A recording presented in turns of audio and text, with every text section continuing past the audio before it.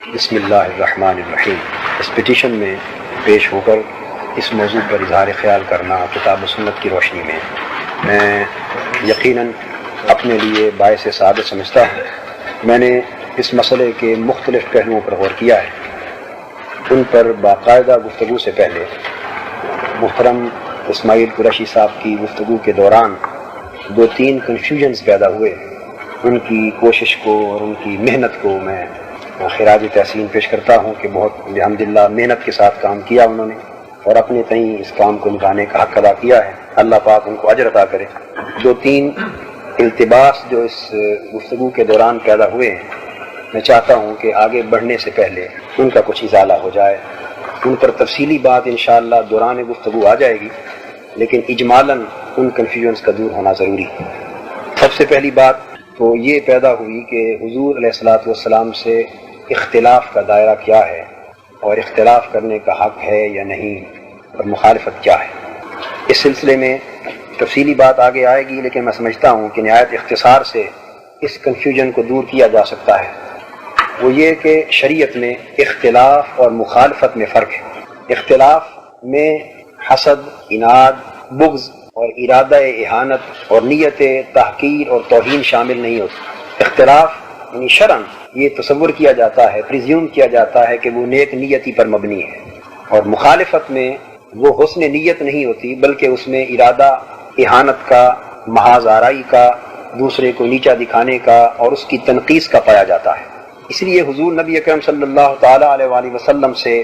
جہاں تک مخالفت کا تعلق ہے وہ سراسر کفر ہے اور ارتداد ہے، اور حضور کی مخالفت کرنے والا شخص واجب القتل ہے۔ جہاں تک اختلاف کا تعلق ہے اس کے بارے میں شریعت کا واضح موقف یہ ہے کہ حضور علیہ الصلوۃ والسلام کے وہ ارشادات اور فرمودات جن کا تعلق کار نبوت کے ساتھ ہے اور جن کا تعلق احکام شرعیہ کے ساتھ ہے، ان سے اختلاف کرنا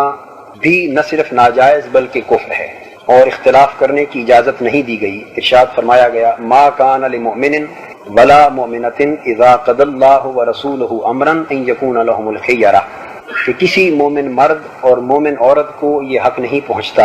کہ جس مسئلے پر اللہ یا اس کا رسول فیصلہ فرما دیں تو وہ اس کے بعد اپنی ذاتی رائے سے اظہار خیال کرے یا اختلاف کرے۔ لہذا ان احکام شرعیہ میں کسی کو اختلاف کا حق نہیں ہے،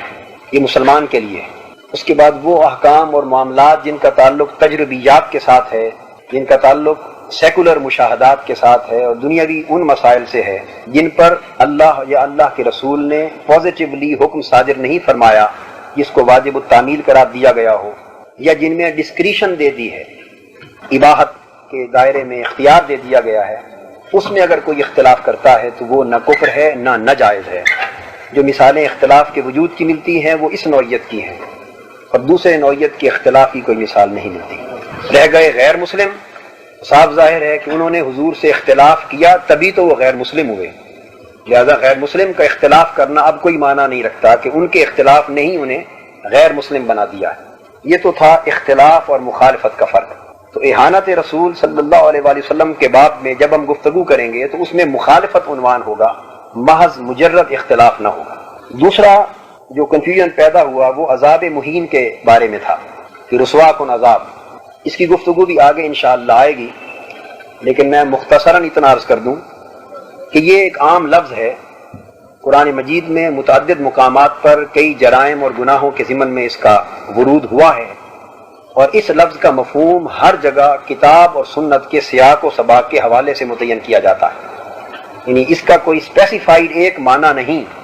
عذاب مہین کا کہ جہاں ہی یہ لفظ استعمال ہو اس سے مراد ایک ہی طرح کی سزا لی جائے، خواہ کوالیٹیٹیولی خواہ کوانٹیٹیولی، بلکہ یہ ایک عام لفظ ہے، اور یہ اس کا مفہوم اور اس کی امپلیکیشن ہر جگہ سیاق اور سباق کے حوالے سے متعین ہوگی۔ اس میں جرائم کی، گناہ کی گریوٹی کو، سنگینی کو، اس کی سطح کو پیش نظر رکھا جائے گا، اور ہر جگہ اس کا تعین جدا ہوگا۔ دوسرے جرائم میں عذاب مہین کا تعین کتاب کی اپنی نصوص کریں گی، سنت نبوی صلی اللہ علیہ وآلہ وسلم کی نصوص کریں گی،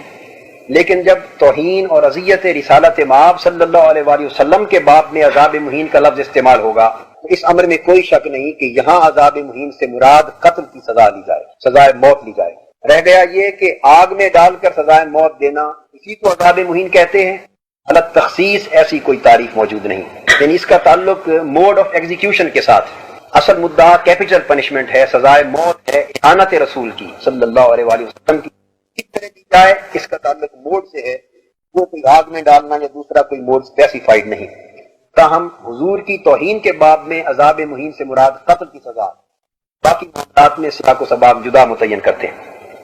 حضور نبی اکرم صلی اللہ تعالی علیہ وآلہ وسلم کی توہین اور تنقید یا تحقیق پر جو سزائے موت ہے، یہ اسلام میں بطور تعزیر نہیں ہے بلکہ بطور حد ہے۔ اس میں رد و بدل کرنے کا اور حذف و اضافہ کرنے کا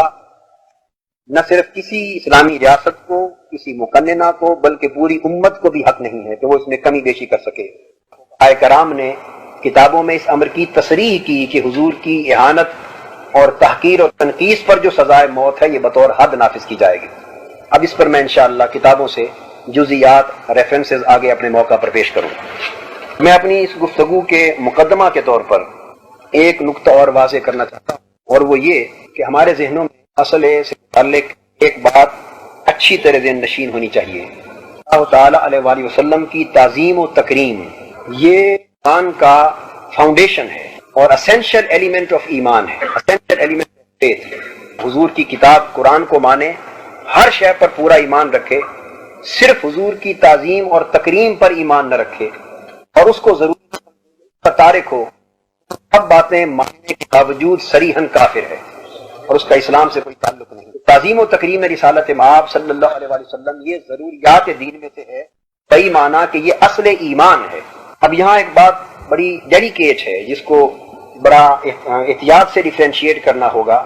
تاکہ غلط فہمی پیدا نہ ہو جائے،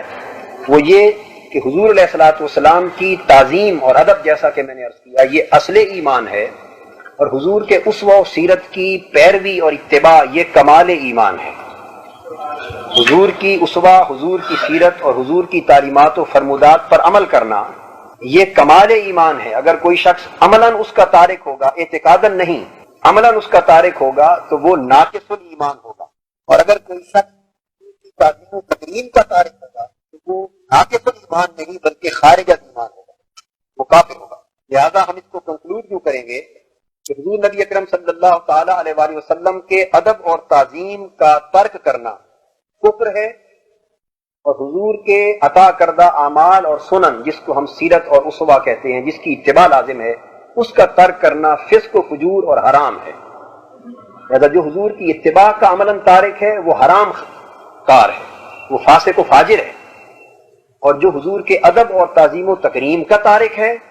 بے شک ادنا سی ترک کا بھی ارتکاب کرتا ہے، وہ صریحاً کافر ہے اور خارج از ایمان ہے۔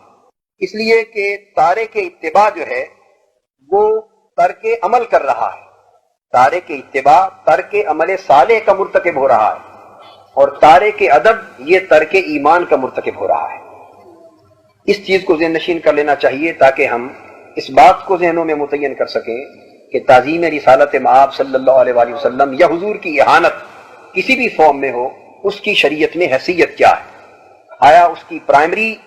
امپورٹنس ہے یا سیکنڈری امپورٹنس ہے، اور اس کے ترک کرنے سے آیا ایمان سے انسان خارج ہوتا ہے یا محض نیکی، تقوی اور اعمال صالحہ سے خارج ہوتا ہے۔ اس بات کی میں نے وضاحت کر دی کہ ادب اور تعظیم و تکریم رسالت مآب صلی اللہ علیہ وآلہ وسلم کو خواہ بالواسطہ یا بلا واسطہ کسی بھی صورت میں ترک کیا جائے تو اس صورت سے انسان ایمان سے خارج ہو جاتا ہے، اور اس کا حکم کافر کا حکم ہے، فاسق و فاجر یا حرام کار کا حکم نہیں ہے۔ اب قرآن مجید کی آیات کریمہ ہیں جو اس تصور کو تھوڑا واضح کرتی۔ ارشاد فرمایا گیا لِتُؤْمِنُوا بِاللَّهِ وَرَسُولِهِ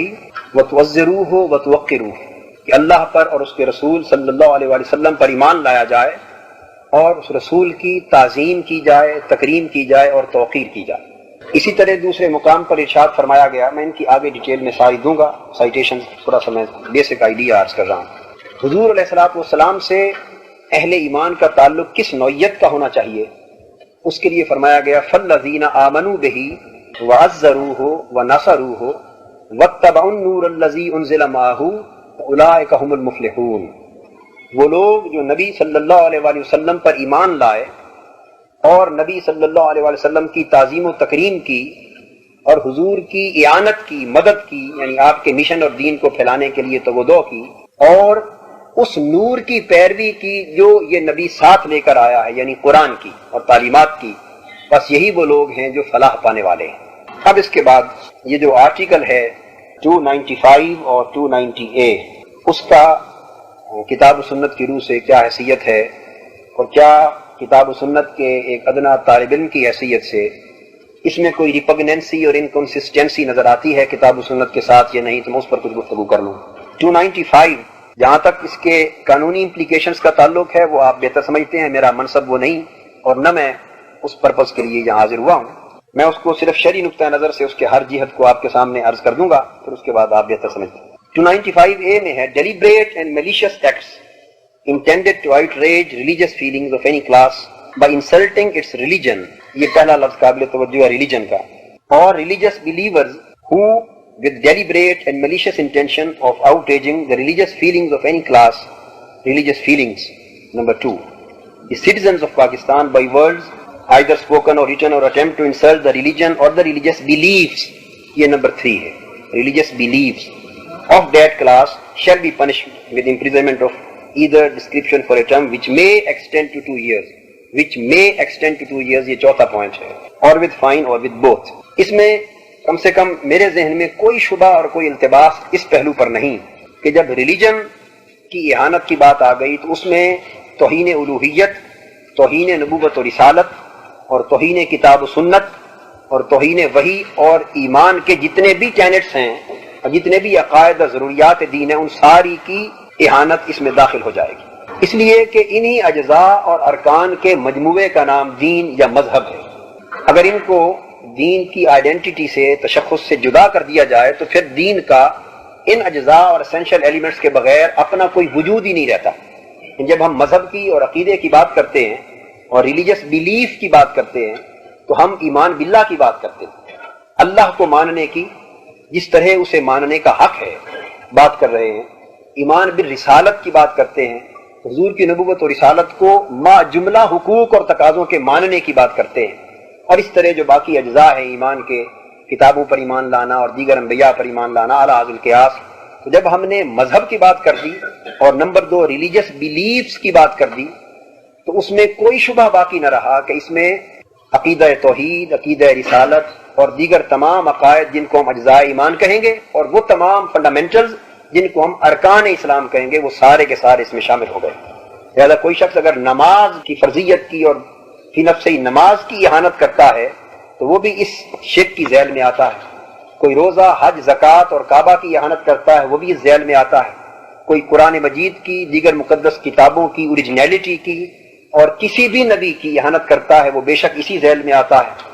اور کوئی وحی الہی کے تصور کی، تصور مذہب کی، حتیٰ کہ جناب رسالت مآب صلی اللہ علیہ وآلہ وسلم کی اور اللہ پاک کی الوہیت اور ربوبیت کی اور ذات ایزدی کی کسی کی بھی اہانت کا ارتکاب کرتا ہے، وہ بلا شک و شبہ ریلیجس بیلیوز اور ریلیجن کے ذیل میں آتا ہے۔ اس سے وہ خارج کسی قیمت پر نہیں رہ سکتا کہ یہ چیزیں اس سے الگ اگر ہو جائیں تو مذہب کا اپنا کوئی وجود ہی نہیں ہے۔ مذہب انہی چیزوں کے اجتماع کا نام ہے۔ اب اس میں یہ بات آ گئی کہ جب اللہ کی اہانت اور رسول صلی اللہ علیہ وآلہ وسلم کی اہانت اور قرآن کی اہانت، اور اہانت میں انکار بھی آتا ہے، گالی بھی آتی ہے، اور سب و شتم بھی آتی ہے، اور تنقیص بھی آتی ہے، اور تحقیر بھی آتی ہے، یہ ساری کی ساری صورتیں توہین کے ذیل میں آتی ہیں۔ کسی بھی صورت میں خواہ بالواسطہ یا بلا واسطہ جس شخص نے جناب ایزدی میں توہین کا ارتکاب کیا، جناب رسالت مآب صلی اللہ علیہ وآلہ وسلم میں توہین کا ارتکاب کیا، اور دیگر اجزاء ایمان اور ارکان اسلام کی اہانت کی، تو وہ شخص اس ذیل میں یا اس شک کے تحت مجرم ہوگا۔ اس کی سزا کیا رکھی گئی ہے؟ گویا بالفاظ دیگر اہانت الوہیت کرنے والا، اہانت رسالت مآب صلی اللہ علیہ وآلہ وسلم کرنے والا، اہانت قرآن و سنت اور اہانت دین کرنے والا، سارا شخص جو کسی بھی فارم میں اہانت کرتا ہے اور کسی لمٹ تک پہنچ جاتا ہے جہاں سے شروع ہو کر، اس کی سزا یہ آرٹیکل یہ بیان کرتا ہے shall be punished with imprisonment of either description for a term which may extend to 2 years، کہ جو 2 سال تک سزائے قید ہو سکتی ہے۔ تو may extend to 2 years کے الفاظ آپ اہل علم اور ماہرین قانون بہتر سمجھتے ہیں کہ اس کا مطلب یہ ہے کہ اس کی زیادہ سے زیادہ سزا 2 سال قید ہے، اس سے کم ایک دن کی سزا بھی دی جا سکتی ہے، ہفتے کی بھی دی جا سکتی ہے، لیکن 2 سال سے زیادہ سزائے قید نہیں دی جا سکتی، یا جرمانہ یا دونوں۔ یہ سزا اس اعتبار سے صریحاً کتاب و سنت کی بیان کردہ سزا کے متضاد ہے،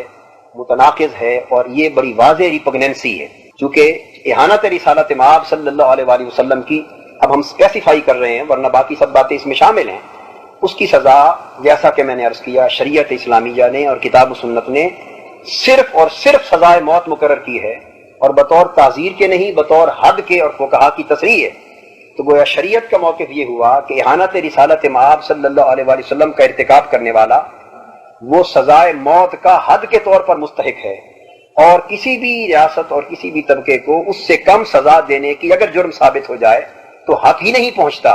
اور زیادہ سے زیادہ 2 سال کی سزائے قید متعین کرنا صریحاً کتاب و سنت کے حکم کے منافی ہے، اور یہ ریپگننٹ ہے، یہ اس کی ریپگننسی۔ اس کے بعد 298A گو میں نے عرض کیا کہ میں قانونی اعتبار سے نہیں آؤں گا، وہ آپ بہتر سمجھتے ہیں، لیکن میں صرف اس کو شرعی نقطہ نظر سے روشنی ڈالنا چاہتا ہوں۔ بے شک مدعا 295A کی اس انٹرپریٹیشن سے واضح ہو جاتا ہے، لیکن 290A میں کچھ ہولی پرسنیجز کا ذکر چکے کر کے، جن کی اسلام کی تاریخ میں اور اسلام کے عقائد میں صرف تاریخی حیثیت نہیں بلکہ اعتقادی حیثیت بھی، میں اس پوائنٹ کی طرف متوجہ کرنا چاہتا ہوں۔ اور اس طرح کچھ مقدس شخصیات اور نفوس قدسیہ کا چونکہ صراحت سے ذکر آ گیا ہے اور ان کی جدا سزا متعین کی ہے، اس میں 2 پہلوؤں پر میں عرض کرنا چاہوں گا۔ ایک صرف توجہ کے لیے آپ کی ثوابدید پر ہے کہ اس کو آپ قانوناً اکوموڈیٹ کرنا چاہیں یا نہ چاہیں۔ 298A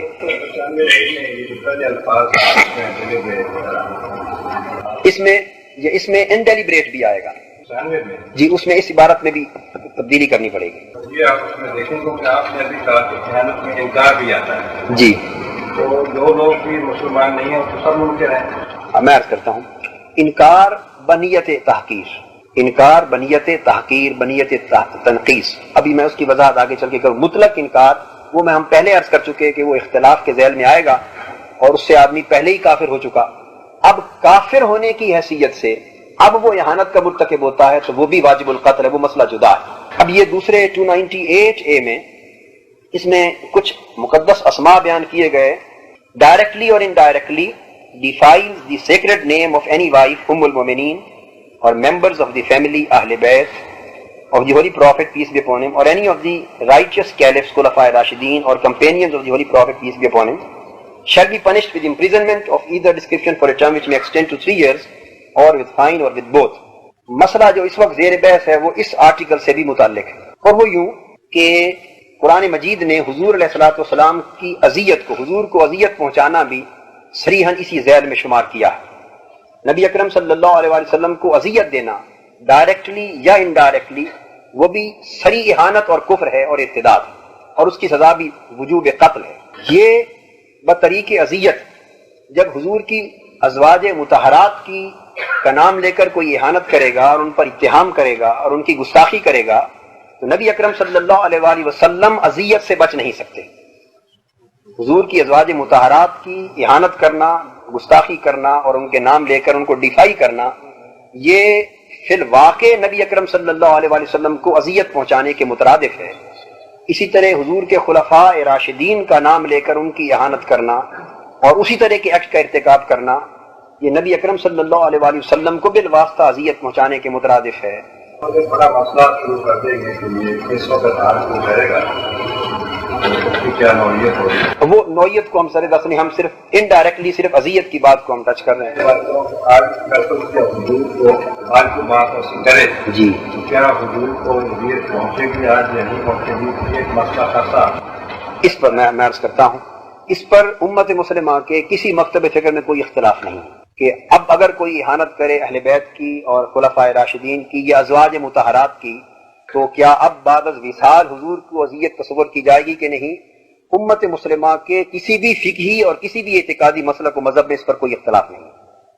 جو اذیت حضور کی حیات ظاہری میں جو کام حضور کے لیے اور اللہ کے لیے باعث اذیت تھا، وہ بعد از وصال جب تک دین ہے اور جب تک حضور کی نبوت و رسالت ہے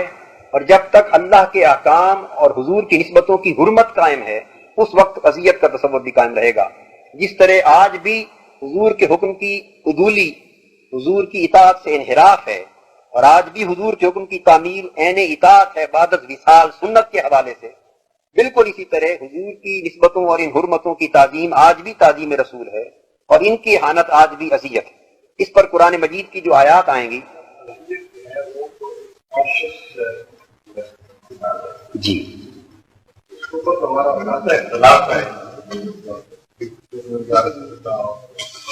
وہ ان مسئلوں کا اس سے تعلق نہیں ہے۔ میں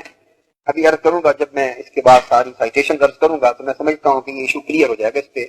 کنفیوژن الحمدللہ نہ میرے ذہن میں ہے نہ کتابوں میں ہے، میں عرض کر دوں گا۔ صرف اتنی بات ذہن نشین فرما دیں کہ اس کے نسبت قرآن مجید کا کہنا کیا ہے۔ قرآن مجید میں والذین یؤذون رسول اللہ لهم عذاب علیم، قرآن مجید میں اذیت دینے کے نہ کسی دور کا تعین فرمایا ہے، نہ کسی مخصوص عمل کا تعین فرمایا ہے، اور نہ مدت کا۔ اگر قرآن مجید کے مطلق احکام کو حضور علیہ الصلوۃ والسلام کی حیات ظاہری کے ساتھ محض مختص کر دیا جائے تو اسلام کا 95% حصہ تعلیمات کا اور احکام اور اوامر و نواہی کا وہ مؤثر ہو جاتا ہے۔ دوسرے مقام پر فرمایا وما کان لکم ان تؤذوا رسول اللہ، اب میں ازواج مطہرات کے حوالے سے کر رہا تھا، ولا ان تنکحوا ازواجہ من بعدہ ابدا، اب یہ الفاظ قابل توجہ، ان ذالکم کان عند اللہ عظیما، کہ ہرگز تمہیں یہ روا نہیں کہ تم اللہ کے رسول کو اذیت دو۔ اب اذیت کے لیے پھر آپ کے اس سوال کا جواب صراحت سے قرآن مجید میں ٹیکسٹ میں خود آ گیا، تمہارے لیے ہرگز اس امر کی اجازت نہیں کہ تم اللہ کے رسول کو اذیت دو، اور نہ اس امر کی اجازت ہے کہ رسول کے بعد اس کی ازواج سے نکاح کرو قیامت تک کبھی بھی۔ ابدا کا لفظ ہے، اب صاف ظاہر ہے کہ اگر اس ابدا کو صرف ازواج کے نکاح کے ساتھ مختص کیا جائے تو ازواج مطہرات کی عمر تو حضور کے وصال کے بعد 10 برس 20 برس 25 برس 30 برس تھی، اور سب سے آخری وصال غالباً حضرت ام سلمہ رضی اللہ تعالیٰ عنہ کا ہوا واقعہ کربلا کے بعد۔ تو ابدا کا معنی صاف ظاہر ہے کہ جو ابدیت کو قطعیت ہمیشگی کو چاہتا ہے وہ صرف اس حد تک نہیں، کیونکہ حکم ایک ہے اور ابدا کا لفظ دونوں کے لیے ہے کہ اللہ کے رسول کو اذیت نہ دو، اور حضور کے بعد حضور کی ازواج سے نکاح نہ کرو، کبھی بھی ایسا نہ کرو، کیونکہ اگر ایسا کرو گے تو اللہ کے نزدیک یہ بہت بڑی جسارت جرم اور گناہ ہوگا۔ تو یہاں اس امر کی وضاحت ہو گئی کہ جو نبی اکرم صلی اللہ علیہ وآلہ وسلم کو بالواسطہ یا بلا واسطہ وہ بات جو حضور کو اذیت دینے والی ہے، حضور کو تکلیف دینے والی ہے، وہ جب بھی کبھی ابدا اس کا ارتکاب ہوگا وہ اذیت ہوگی اور وہ جرم عظیم اور گناہ عظیم ہوگا۔ تو چونکہ ازواج مطہرات کی حرمت اور اہل بیت کی حرمت، اور حضور نے فرمایا کہ احبوا اہل بیتی بحبی واحبونی بحب اللہ، اور اس طرح کی بے شمار احادیث جن پر ایک آدھ پر کوئی روایت میں تو اختلاف ہو سکتا ہے، لیکن مفہوم اور معنی کے اعتبار سے امت مسلمہ میں کوئی اختلاف نہیں ہے کہ من احب اہل بیتی فقد احبنی، من احب الحسن والحسین فقد احبنی، ومن ابغضہما فقد ابغضنی، ومن احبنی فقد احب اللہ، ومن ابغضنی فقد ابغض اللہ۔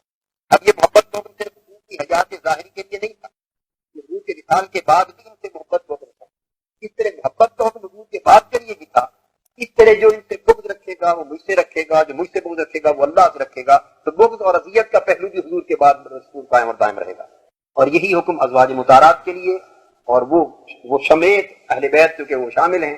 اور یہی خلفاء راشدین کے لیے۔ تو اس میں بالواسطہ نبی اکرم اور قرآن مجید میں یہ بھی فرمایا گیا کہ یا نساء النبی لستن کاحد من النساء، یعنی حضور کی ازواج مطہرات کی حرمت حضور کے حوالے سے ہے، ورنہ اور دنیا میں ہزاروں عورتیں ہیں اور اپنے تقدس اور اپنی طہارت و تقوی کی بنا پر ایک دوسرے سے برتر ہوتی رہتی ہیں، لیکن فرمایا اے نبی کی بیویوں قیامت تک کوئی عورت تمہاری جیسی نہیں ہو سکتی۔ یہ جو ان کو بے مثال بنا دیا اس دنیا میں اور عالم نسوانیت میں، اس کا سبب یہ ہے کہ وہ حضور کے ساتھ ان کی نسبت ہے زوجیت کی۔ اگر ان کی تعظیم و تکریم ہو جائے گی تو وہ حضور کی تعظیم و تکریم ہوگی، اگر ان کی اہانت ہوگی تو حضور کی اہانت ہوگی۔ اور اسی طرح یہ بھی فرمایا گیا النبی اولا بالمؤمنین من انفسہم ازواجہ امہاتکم، بے شک نبی صلی اللہ علیہ وآلہ وسلم تمہاری جانوں سے بھی زیادہ تم مومنوں تمہارا حقدار ہے۔ نبی سے محبت کا حق، نبی سے تعلق کا حق، نبی کی عزت اور تعظیم و تکریم کا حق، یہ تمہاری جانوں سے بھی زیادہ تم پر ہے۔ وازواجہ امہاتکم، اور اس کی جو ازواج اور بیویاں ہیں وہ تمہاری مائیں ہیں۔ یہ جو نسبت عطا کر دی ان کی بیویاں تمہاری مائیں ہیں، یہ قیامت تک کے لیے انہیں واجب التکریم کرنے کے لیے کہا۔ اور اس امہاتکم کو النبی اولا بالمؤمنین من انفسہم کے ساتھ متعلق کرنا پہلے اس کلیہ اس قاعدے کو بیان کیا کہ ازواج مطہرات مومنوں کی مائیں کیوں ہیں، ایک سوال ذہن میں ابھر سکتا تھا، اس سوال کا جواب پہلے دے دیا، اس لیے کہ نبی روحانی طور پر تمہارے باپ ہیں اور قیامت تک کے مومنین کے لیے روحانی باپ، اور ان کا حق تمہاری جانوں سے بھی زیادہ ہے، یعنی جسمانی باپ کا حق کم ہوتا ہے اور نبی کا حق تم پر زیادہ ہے، کیونکہ نبی کا حق تمہاری جانوں سے بھی بڑھ کر ہے، لہذا جو نبی کی بیویاں ہوں گی وہ تمہارے لیے قیامت تک واجب التعظیم و تکریم ہوں گی اور ان کو ماں کا درجہ دینا ہوگا۔ ان تمام آیات سے یہ بات واضح کرنا مقصود تھی کہ جو آرٹیکل 298 ہے، اس میں بھی پہلی میں ڈائریکٹلی، اس میں انڈائریکٹلی حضور نبی اکرم صلی اللہ تعالیٰ علیہ وآلہ وسلم کی اہانت کا پہلو موجود ہے، اور یہاں بھی وہی بیان کر دیا کہ اگر اس طرح کوئی بالواسطہ نبی صلی اللہ علیہ وآلہ وسلم کی اہانت کرے تو اس کی سزا بھی 3 سال سے زیادہ نہیں ہو سکتی، اور یہ بھی جیسا کہ میں نے پہلے عرض کیا اسی کے مطابق کہ یہ خلاف شرع اور خلاف کتاب و سنت۔ اور ایک آخری پہلو 298A کے حوالے سے جو میں صرف گوش گزار کرنا چاہتا ہوں آپ کی توجہ کے لیے اور آپ کی ثوابدید ہے اس میں بھی، اور وہ یہ کہ جب ذوات مقدسہ کا نام صراحت کے ساتھ لیا گیا، ذوات مقدسہ کا نام جب صراحت کے ساتھ، جہاں بات کنایہ میں ہو، جہاں بات اشارے میں ہو اور جہاں امپلائیڈلی ذکر ہو، وہاں صراحت سے کسی ایک کا نام رہ جانا اس میں کوئی حرج نہیں، لیکن جہاں ایکسپریسلی ذوات مقدسہ کا نام لیا جا رہا ہو وہاں کسی کا نام رہ جانا اس کو اومیشن قرار دیا جا سکتا ہے از روئے شرع بھی۔ اس کی وجہ یہ ہے کہ شریعت میں حکم 2 قسموں کا ہوتا ہے، میں اس کی شرعی دلیل عرض کر رہا ہوں۔ اس میں نبی صلی اللہ علیہ وآلہ وسلم کا اسم گرامی صراحت کے طور پر، چونکہ صراحت میں ذوات مقدسہ کے نام آئے، شامل کیا جانا کتاب و سنت کی روح اور کتاب و سنت کے ٹیکسٹ کے عین مطابق تھا، اس لیے کہ قرآن مجید نے جب بھی ذوات مقدسہ کا نام لیا ہے تو سب سے پہلا نام صراحت سے انبیاء کا لیا۔ من یطع اللہ والرسول فاولئک مع الذین انعم اللہ علیہم، یہ سورہ نساء میں ہے، من النبیین والصدیقین والشہداء والصالحین۔ تو وہ جو ذوات مقدسہ کے 4 طبقات اللہ کے انعام یافتہ بندوں کے حوالے سے گنوائے، ان میں پہلا طبقہ انبیاء کا، پھر صدیقین، شہداء اور صالحین کا۔ تو یہ اسلوب قرآن ہے کہ جب کسی کی عزت و حرمت اور کسی کی اطاعت اور کسی کی تکریم کی طبقہ وار بات کی جائے اور صراحت سے مقدس ذوات اور طبقات کا بیان کیا جائے تو اس کا آغاز انبیاء علیہ السلام سے اور نبی صلی اللہ علیہ وآلہ وسلم سے ہونا چاہیے، کیونکہ ساروں کو جو عزت و حرمت ملی ہے وہ نبی کے طفیل ملی صلی اللہ علیہ وسلم۔ اسی طرح اور بھی قرآن مجید میں جو آیات میں نے پہلے عرض کی ان میں تعظیم اور توقیر کے لیے حضرت صلی اللہ علیہ وسلم کا اسم گرامی صراحت سے لیا گیا۔ اس طرح اگر کر لیا جاتا ذوات مقدسہ کے حوالے سے، اب یہ بات یوں ہو جاتی کہ 295 اس میں ہر شے کا اجمالاً ذکر ہے، یعنی مذہب کا نام لے کر نہ اللہ کا نام لیا صراحت سے، نہ رسول کا، نہ قرآن کا، نہ سنت کا، نہ دین کا، نہ شاعر کا، نہ ارکان اسلام کا۔ اس میں مذہب اور ریلیجس بیلیف کے عنوان سے ہر چیز کا امپلائیڈلی ذکر ہے، اجمالاً ذکر ہے، اور اس میں ذوات مقدسہ کے حوالے سے ایکسپریسلی ہر ایک کا ذکر ہے۔ ان دونوں میں اس طرح کا فرق جو ہے سننے والے یا محسوس کرنے والے کا، جی وہ اس کے لیے ہے، اور یہاں کوئی کتاب شائع کی جا سکتی ہے، کوئی تقریر کی جا سکتی ہے اس کے لیے۔ تو لہذا چونکہ ان دونوں کا سبجیکٹ میٹر یا فرما لیجئے کہ آبجیکٹو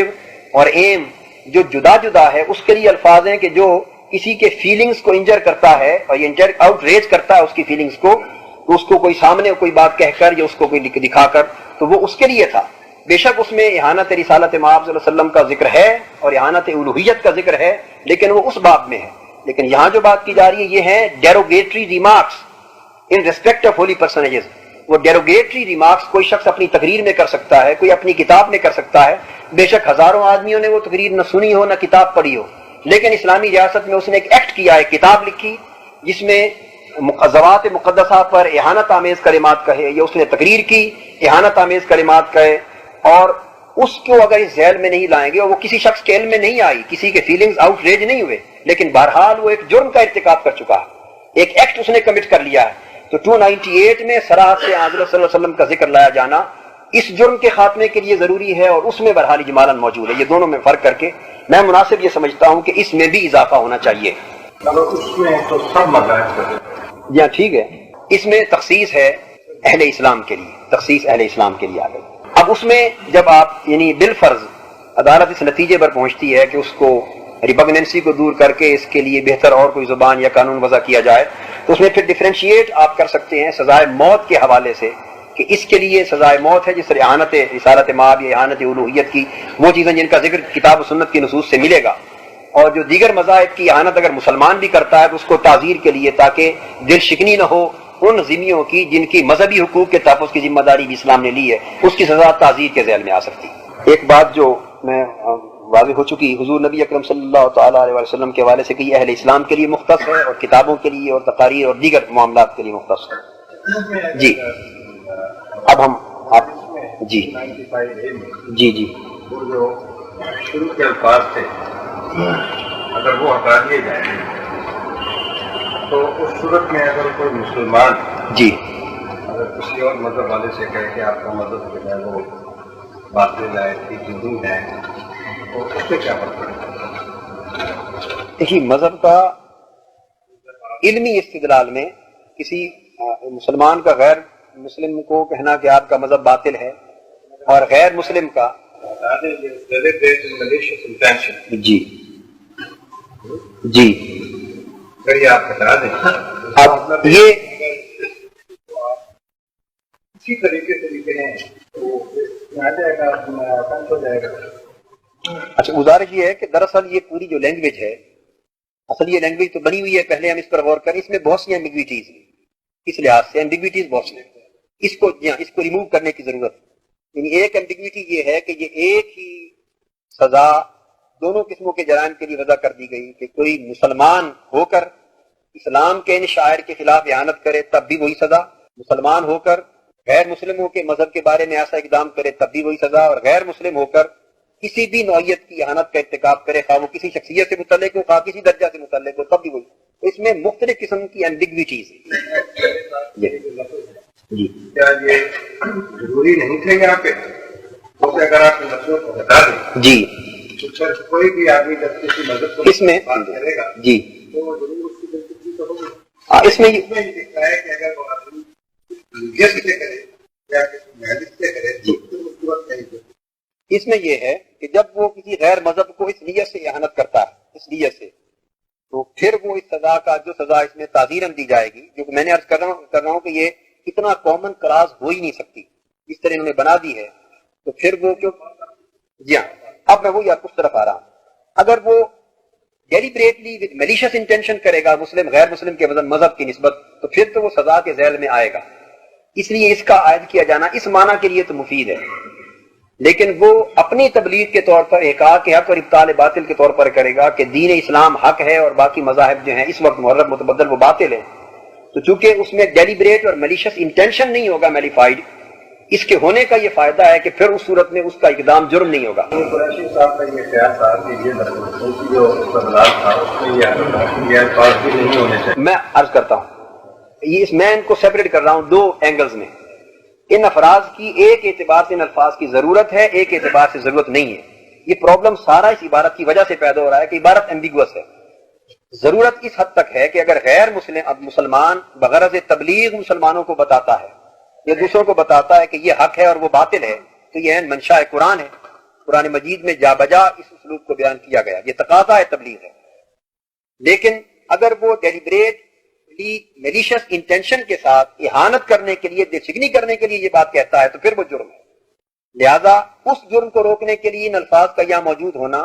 تاکہ مسلم غیر مسلم کی دل شکنی نہ کر سکے، ان کے مذہب کی اہانت، ان کے جھوٹے معبودوں کی برا بلا کہہ کر، جس طرح قرآن مجید نے جھوٹے معبودوں کو بھی برا بلا کہنے سے روکا، اس اقدام سے روکنے کے لیے تو یہ الفاظ ضروری ہیں۔ لیکن دوسری جہت سے دیکھا جائے تو یہ الفاظ جب مسلمان رسالت مآب صلی اللہ علیہ وسلم کی نسبت اور شاعر دین کی نسبت ایسا اقدام کرتا ہے، تو پھر یہ الفاظ نہ صرف غیر ضروری ہو جاتے ہیں بلکہ جرم کے لیے بچاؤ کا اور ایک شیلٹر پرووائڈ کر دیتے ہیں کہ وہ گستاخی کرے گا حضور نبی اکرم صلی اللہ علیہ وسلم کی اور جناب الوہیت کی اور شاعر دین کی، اور کہہ دے گا کہ میں نے ڈیلیبریٹلی نہیں کی اور میلیشس انٹینشن کے ساتھ نہیں کی، اتفاقاً صادر ہو گئی ہے۔ ہم آگے چل کے بیان کریں گے کہ اگر اس نے بغیر ارادے کے بھی رسالت مآب صلی اللہ علیہ وسلم کی اہانت کی، اور وہ اہانت صریح الفاظ میں ایکسپریسلی بھی نہ تھی، امپلائڈلی تھی، اور اس میں صرف تحقیر اور توہین کا وہم پایا جاتا تھا، صرف ایک ایسا کامن لفظ تھا کہ جس کا یہ مفہوم بھی نکلتا تھا، وہ بھی گستاخی کے ذیل میں اور اس پر بھی کفر کا اور واجب القتل ہونے کا فتویٰ۔ تو مسلمان کے لیے ان الفاظ کا استعمال اس پرپز کے لیے یہ نہ صرف یہ کہ غیر ضروری ہے بلکہ غلط ہے، اس کے جرم کو انڈائریکٹلی شیلٹر پرووائڈ کرنے کے مترادف ہے یا چور دروازہ مہیا کر دینے کے مترادف ہے۔ اور مسلم کو غیر مسلموں کے حق میں تبلیغ دین کے فریضے کو قائم رکھتے ہوئے اس اقدام سے بچانے کے لیے ضروری ہے۔ میں نے وضاحتیں دونوں کر دی ہیں، اب آپ اس کی کس طرح کلیئرٹی اور ایلیبوریشن ہوگی جا بہتر۔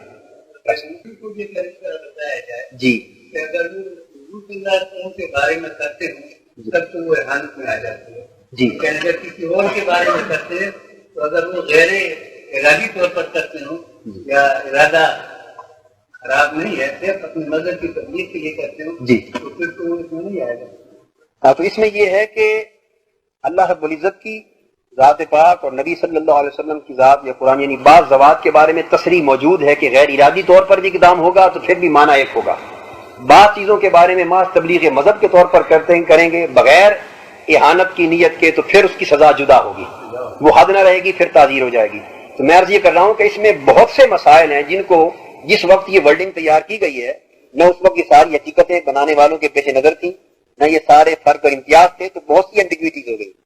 اب میں کنسپٹ میں سارا واضح کر دیا ہے، اب اس کو کس طرح آپ نے ریشیپ کرنا ہے براز میں۔ مسلمان کے لیے جو احانت مذہب احانت الوہیت اور احانت رسالت کا وہ اقدام کرے گا خواہ انٹینشنلی خواہ ان انٹینشنلی، لیکن وہ احانت ہوگی۔ یہاں میں ضمن ایک اور کنفیوژن پہلے گفتگو میں آ چکا ہے، وہ میں واضح کر دوں، خود میرے ذہن پر بھی اس وقت بوجھ تھا جب میں گفتگو سن رہا تھا، اور میرا خیال ہے کہ شاید کئی اور ذہنوں پر بھی بوجھ ہوگا۔ وہ مسئلہ توبہ آیا تھا کہ وہ اسی ذیل میں آ جاتی ہے بات، چونکہ کہ اگر ایسا احانت کا رسالت مآب صلی اللہ علیہ وسلم کی بارگاہ میں احانت کا مرتکب ہو گیا توہین کا، تو اس کی توبہ بھی قبول نہیں کی جائے گی۔ یا ایک سوال ذہن بھی ہو سکتا ہے کہ بعد میں اس کو احساس ہو گیا اور وہ توبہ کرنا چاہتا ہے تو توبہ بھی قبول نہ کیا جانا، بے شک اس پر فقہائے کرام کی تصریحات ساری موجود ہیں، لیکن ان کے مفاہیم کو سمجھنے کی ضرورت ہے۔ تو توبہ کس معنی میں قبول نہیں کی جائے گی؟ وہ یہ ہے کہ جس طرح ایک شخص بدکاری کا ارتکاب کرتا ہے، اپنی سزا بھی پا لیتا ہے، لیکن توبہ کرتا ہے تو مسلمان رہتا ہے، اور توبہ کرنے سے اس کی توبہ قبول ہو جاتی ہے، یعنی آخرت کے گناہ سے اس کو چھٹکارا مل جاتا ہے۔ اس طرح کا کوئی اور جرم و گناہ کا ارتکاب کرتا ہے تو توبہ کرنے سے اسے اصل نو کلمہ پڑھنے کی ضرورت نہیں ہوتی، بلکہ محض اس گناہ سے توبہ کرنے سے اس کا اخروی عذاب ختم ہو جاتا ہے۔ یہاں یہ ارشاد کہ توبہ قبول نہیں کی جائے گی، اس کا مطلب یہ ہے کہ اگر وہ یہ سمجھے کہ میں نے حضور نبی اکرم صلی اللہ علیہ وسلم کی توہین اور تنقید کی اور میں توبہ کر لوں اور معاملہ میرا ٹھیک ہو جائے گا، تو اس کی یہ توبہ قبول نہیں ہوگی، اس لیے کہ اب اس کے ارتکاب سے وہ کافر ہو چکا ہے، اور کافر کے لیے دوبارہ اسلام میں داخل ہونا توبہ نہیں بلکہ پھر سے کلمہ پڑھ کے مسلمان ہونا ہے۔ اگر کافر نے کیا ہے احانت تو اس کے لیے تو وہ معاملہ ہی نہیں، کافر کی سزا تو اپنی جگہ قائم ہے، سزائے موت اس کی قائم ہے، اور یہ توبہ صرف عذاب اخروی کے لیے عرض کر رہا ہوں، یعنی وجوب قتل کے لیے نہیں ہے۔ فتح مکہ کے بعد جی جی حضور نے فرمایا کہ جو لوگ گھر میں آ گئے جی جی آپ کی بات سے فساد نہیں، میں عرض کرتا ہوں فساد نہیں ہے، اس لیے کہ وہ عمومی اعلان عام کفار و مشرکین کے لیے تھا، کسی اسپیسیفک جرم توہین کے لیے نہیں تھا، عمومی ایک اعلان تھا کہ جب فتح ہوئی تو وہ اب غیر مسلم ہو گئے۔ حضور نے معاف کر دیا۔ میں سمجھ گیا بات، گزارش یہ ہے کہ قرآن مجید کو حکم الا ما قد سلف، یہ اس وقت کی بات تھی جب ریاست اسلامی مکہ میں قائم نہ ہوئی تھی، اسلام کا اقتدار اور حکومت مکہ کی زمین پر قائم نہ ہوئی تھی، اور قاعدہ یہ ہے کہ جس جگہ پر اقتدار اسلام کا اور ریاست قائم نہ ہو وہاں کے جرم کے ارتکاب پر بھائی کی ریاست حد جاری نہیں کر سکتی۔ حضور علیہ السلام ابھی مکہ فتح کر کے آئے تھے، اور جو جرم ارتکاب کر چکے تھے وہ اقتدار اسلام کے قائم ہونے سے پہلے کی بات تھی، لہذا قرآن اس کے بارے میں کہتا الا ما قد سلف، جو پہلے گزر چکا، ایک مرتبہ معافی دے دی، کیونکہ اب اقتدار اسلام کا قائم ہو رہا ہے اور اسلامک اسٹیٹ قائم ہو رہی ہے، اور اب سے اسلامی احکام کے نفاذ کا آغاز ہو رہا ہے۔ اب اگر کوئی ارتکاب کرے گا تو پھر اس کے معافی کی کبھی اجازت نہ دی گئی، یہ دونوں میں یہ فرق ہے۔ کر رہے تھے، اس نے گالی دی، آپ نے چھوڑ دیا کہ کہیں اس میں میرے انتقام کا پہلو نہ پایا جائے، یہ حضور کا وہ اس نے خلق تھا۔ اور کوئی شخص حضور کی احانت کرے اور امتی یا اسلامی ریاست کو پتہ چلے اور وہ معاف کر دے تو یہ حسن خلق نہیں ہوگا، بلکہ عضو شرع بے حمیتی اور بے غیرتی تصور کیا جائے گا، کیونکہ امت مسلمہ پر نبی صلی اللہ علیہ وسلم کے ناموس اور تقدس اور شاعر اسلامی اور تقدس الوہیت کا جو تحفظ ہے وہ اس کی دینی ایمانی ذمہ داری۔ دوسرا نقطہ یہاں یہ بھی میں واضح کر دوں کہ حضور علیہ الصلوۃ والسلام نے خود اگر کسی کو معاف کیا تو یہ حضور کے اپنے ذاتی حقوق میں سے، مثلا وارث کے معنی میں تو پھر بہت سے احکام حضور کی ذات کے ساتھ جو مختص ہے امت کو اجازت نہیں دی ان کی، وارث بئی معنی نہیں، وارث صرف حضور کے احکام کا فروغ تعلیمات کو آگے پہنچانا، دین کے مشن کی تقویت کرنا، حضور کے احکامات و فرمودات کے لیے حضور کے معیشت کی، اس مقصد کے لیے وارث اس کا معنی ہے کہ وہ تبلیغ اور دعوت حق کا اور احیاء دین کا کام بطور وارث امت کی علماء اور حضور کی امت کرے گی، اس معنی میں۔ اب ہم ترتیب کے ساتھ اس موضوع کی طرف آتے ہیں۔ یہ اس کی چند میں نے عرض کیا کہ بنیادی تصورات تھے جن کا میں نے مناسب سمجھا کہ کچھ وضاحت ہو جائے، بیسک آئیڈیاز قائم ہو جائیں۔ اب میں آغاز کر رہا ہوں اپنی اس پورے گفتگو کا اور سارے موضوع کا سورہ احزاب سے۔ یہ 33واں نمبر ہے سورہ احزاب کا، 33۔ اس کی آیت نمبر 56 سے شروع کر کے آیت نمبر 56 سے شروع کر کے ہم 62 آیت نمبر 62 تک کا مضمون پڑھیں گے۔ اور میں اس ترتیب سے کروں گا کہ پہلے میں اس سزائے موت کے بارے میں اور احانت کے بارے میں صرف قرآنی احکام کو پہلے لوں گا، اور قرآن مجید کے ذیل میں جو کچھ بیان کیا گیا اس کو، پھر اس کے بعد احادیث کو، پھر ائمہ اور فقہا کی تصریحات کو۔ اس کے اعوذ باللہ من الشیطان الرجیم، بسم اللہ الرحمن الرحیم۔ ان اللہ وملائکتہ یصلون علی النبی یا ایھا الذین آمنوا صلوا علیہ وسلموا تسلیما ان اللہ ورسولہ لعنهم اللہ فی الدنیا والآخرہ وأعد لهم عذابا مهینا والذین یؤذون المؤمنین والمؤمنات بغیر ما اکتسبوا فقد احتملوا بہتانا وإثما مبینا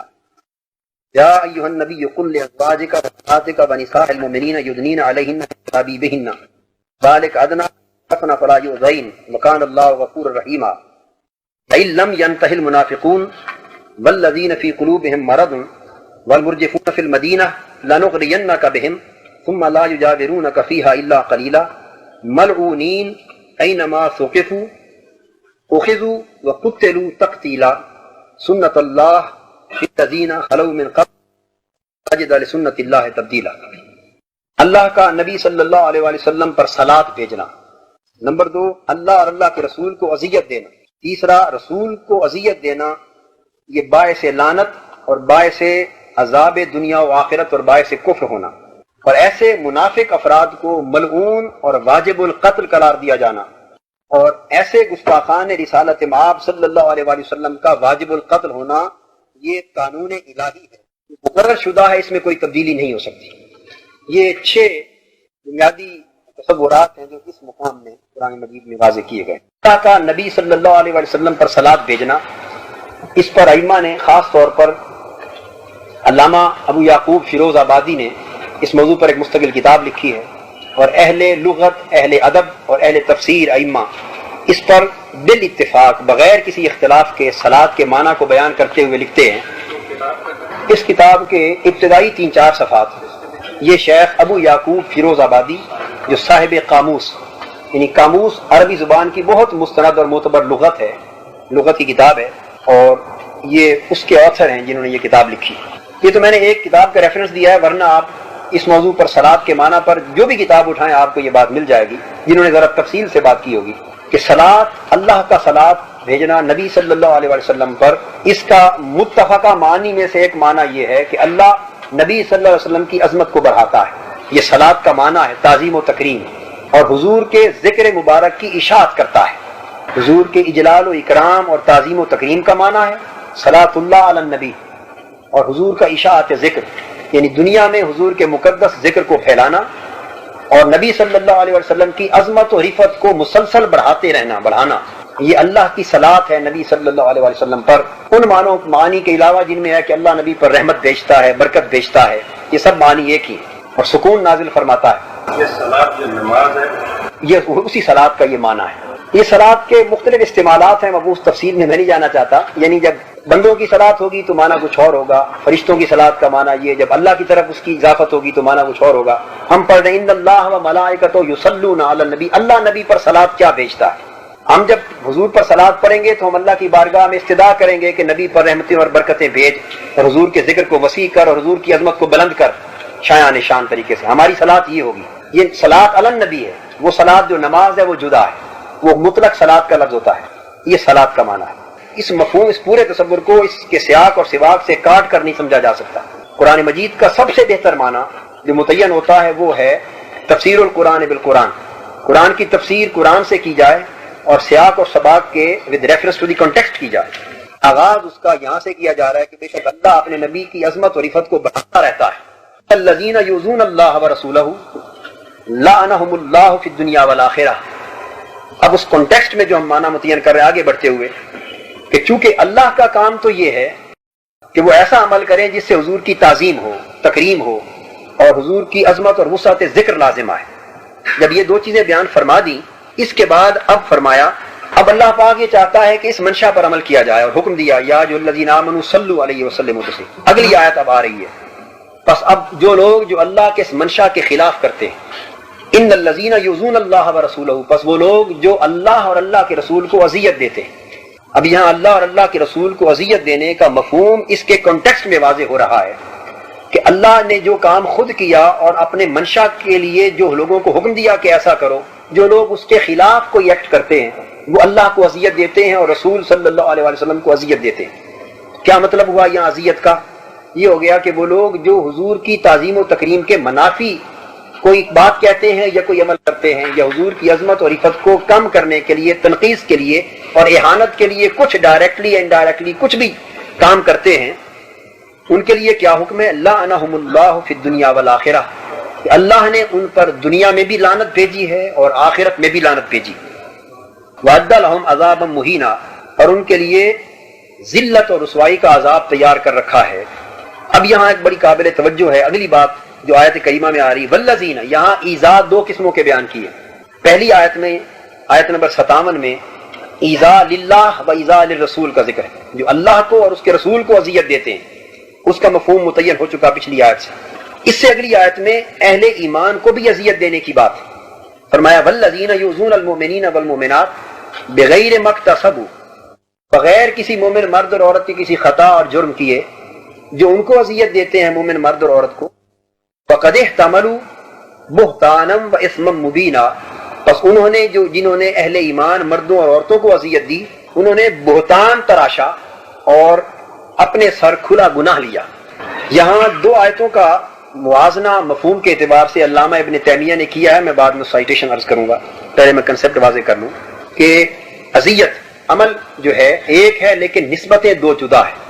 پہلے اذیت تھی اللہ اور اللہ کے رسول کو، یعنی حضور کی تعظیم و تکریم کے منافی کوئی ایکٹ کرنا، اہانت رسول کا کام کرنا. پہلی اذیت سے مراد توہین رسالت مآب تھی، توہین الوہیت تھی. دوسری اذیت وہ ہے ایذاء للمؤمنین والمؤمنات، مومن مردوں اور عورتوں پر کوئی الزام لگا کر اذیت دینا.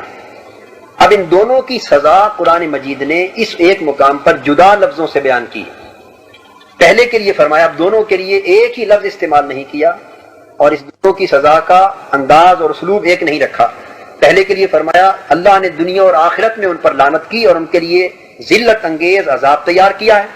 اور دوسری اذیت جو مومنین اور مومنات کے لیے ہے ان کے لیے فرمایا فقد احتملوا بہتانا، انہوں نے بہتان تراشا، یعنی جھوٹ بولا، بہتان تراشا اور بڑا گناہ کیا، اپنے سر کھلا گناہ لیا. چنانچہ یہ چیز بہتان اور اس میں مبین قرار پائی. اس کو قذف کے ذیل میں اور باقی معاملات میں لے لیا جائے گا. اور اللہ کے رسول کو اذیت دینا اس کو محض بہتان نہ کہا اور محض اس میں مبین نہ کہا، بلکہ اس کے لیے دنیا اور آخرت کی لعنت اور عذاب مہین کی تیاری کی بات کی. جس سے یہ واضح کرنا مقصود ہے کہ اللہ کے ہاں نبی صلی اللہ علیہ وسلم کی توہین اور اذیت اور دیگر اہل ایمان کی توہین اور اذیت، ان دو میں ایک بنیادی فرق ہے سزا کے اعتبار سے اور جرم کے اعتبار سے. اس کے بعد پھر آگے ازواج مطہرات کی بات آئی ہے. ہم پھر ڈائریکٹلی آیت نمبر 60 پر آ رہے ہیں. اب اس کے بعد یہ مضمون ایک ہی چل رہا ہے. درمیان میں حکم آ گیا ازواج مطہرات کے لیے، بنات کے لیے، پردے کا حکم آ گیا مومنین کے لیے.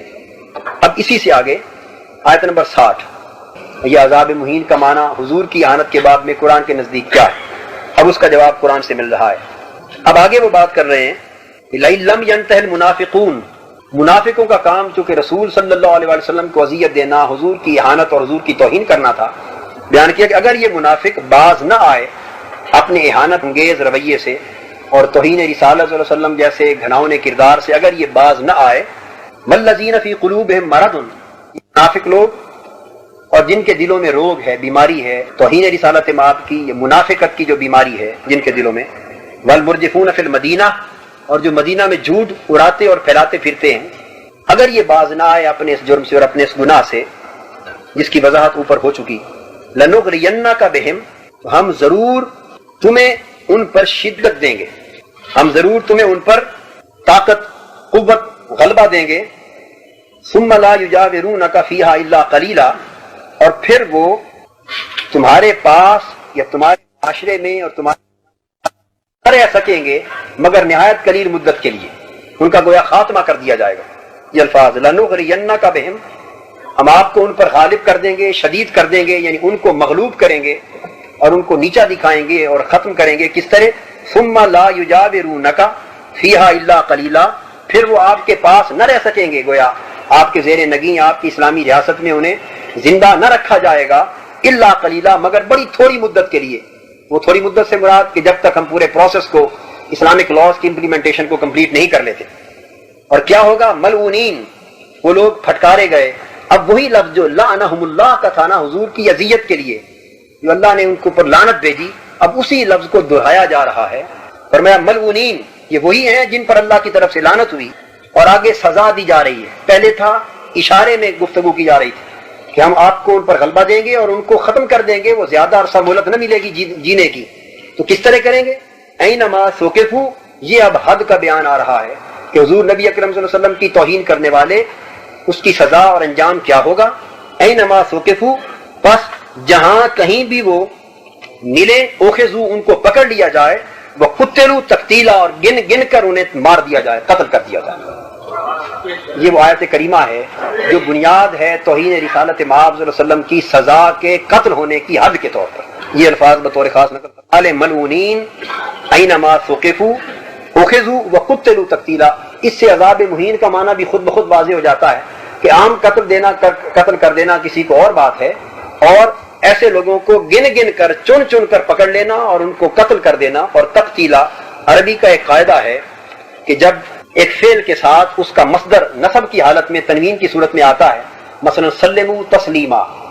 سلام بھیجو جیسے سلام بھیجنے کا حق ہے۔ کلم اللہ موسیٰ تکلیما، اللہ نے موسیٰ سے کلام کیا جیسے کلام کرنے کا حق ہے۔ یسلموا تسلیما، نبی صلی اللہ علیہ وسلم کے حکم کو مانو جیسے ماننے کا حق ہے۔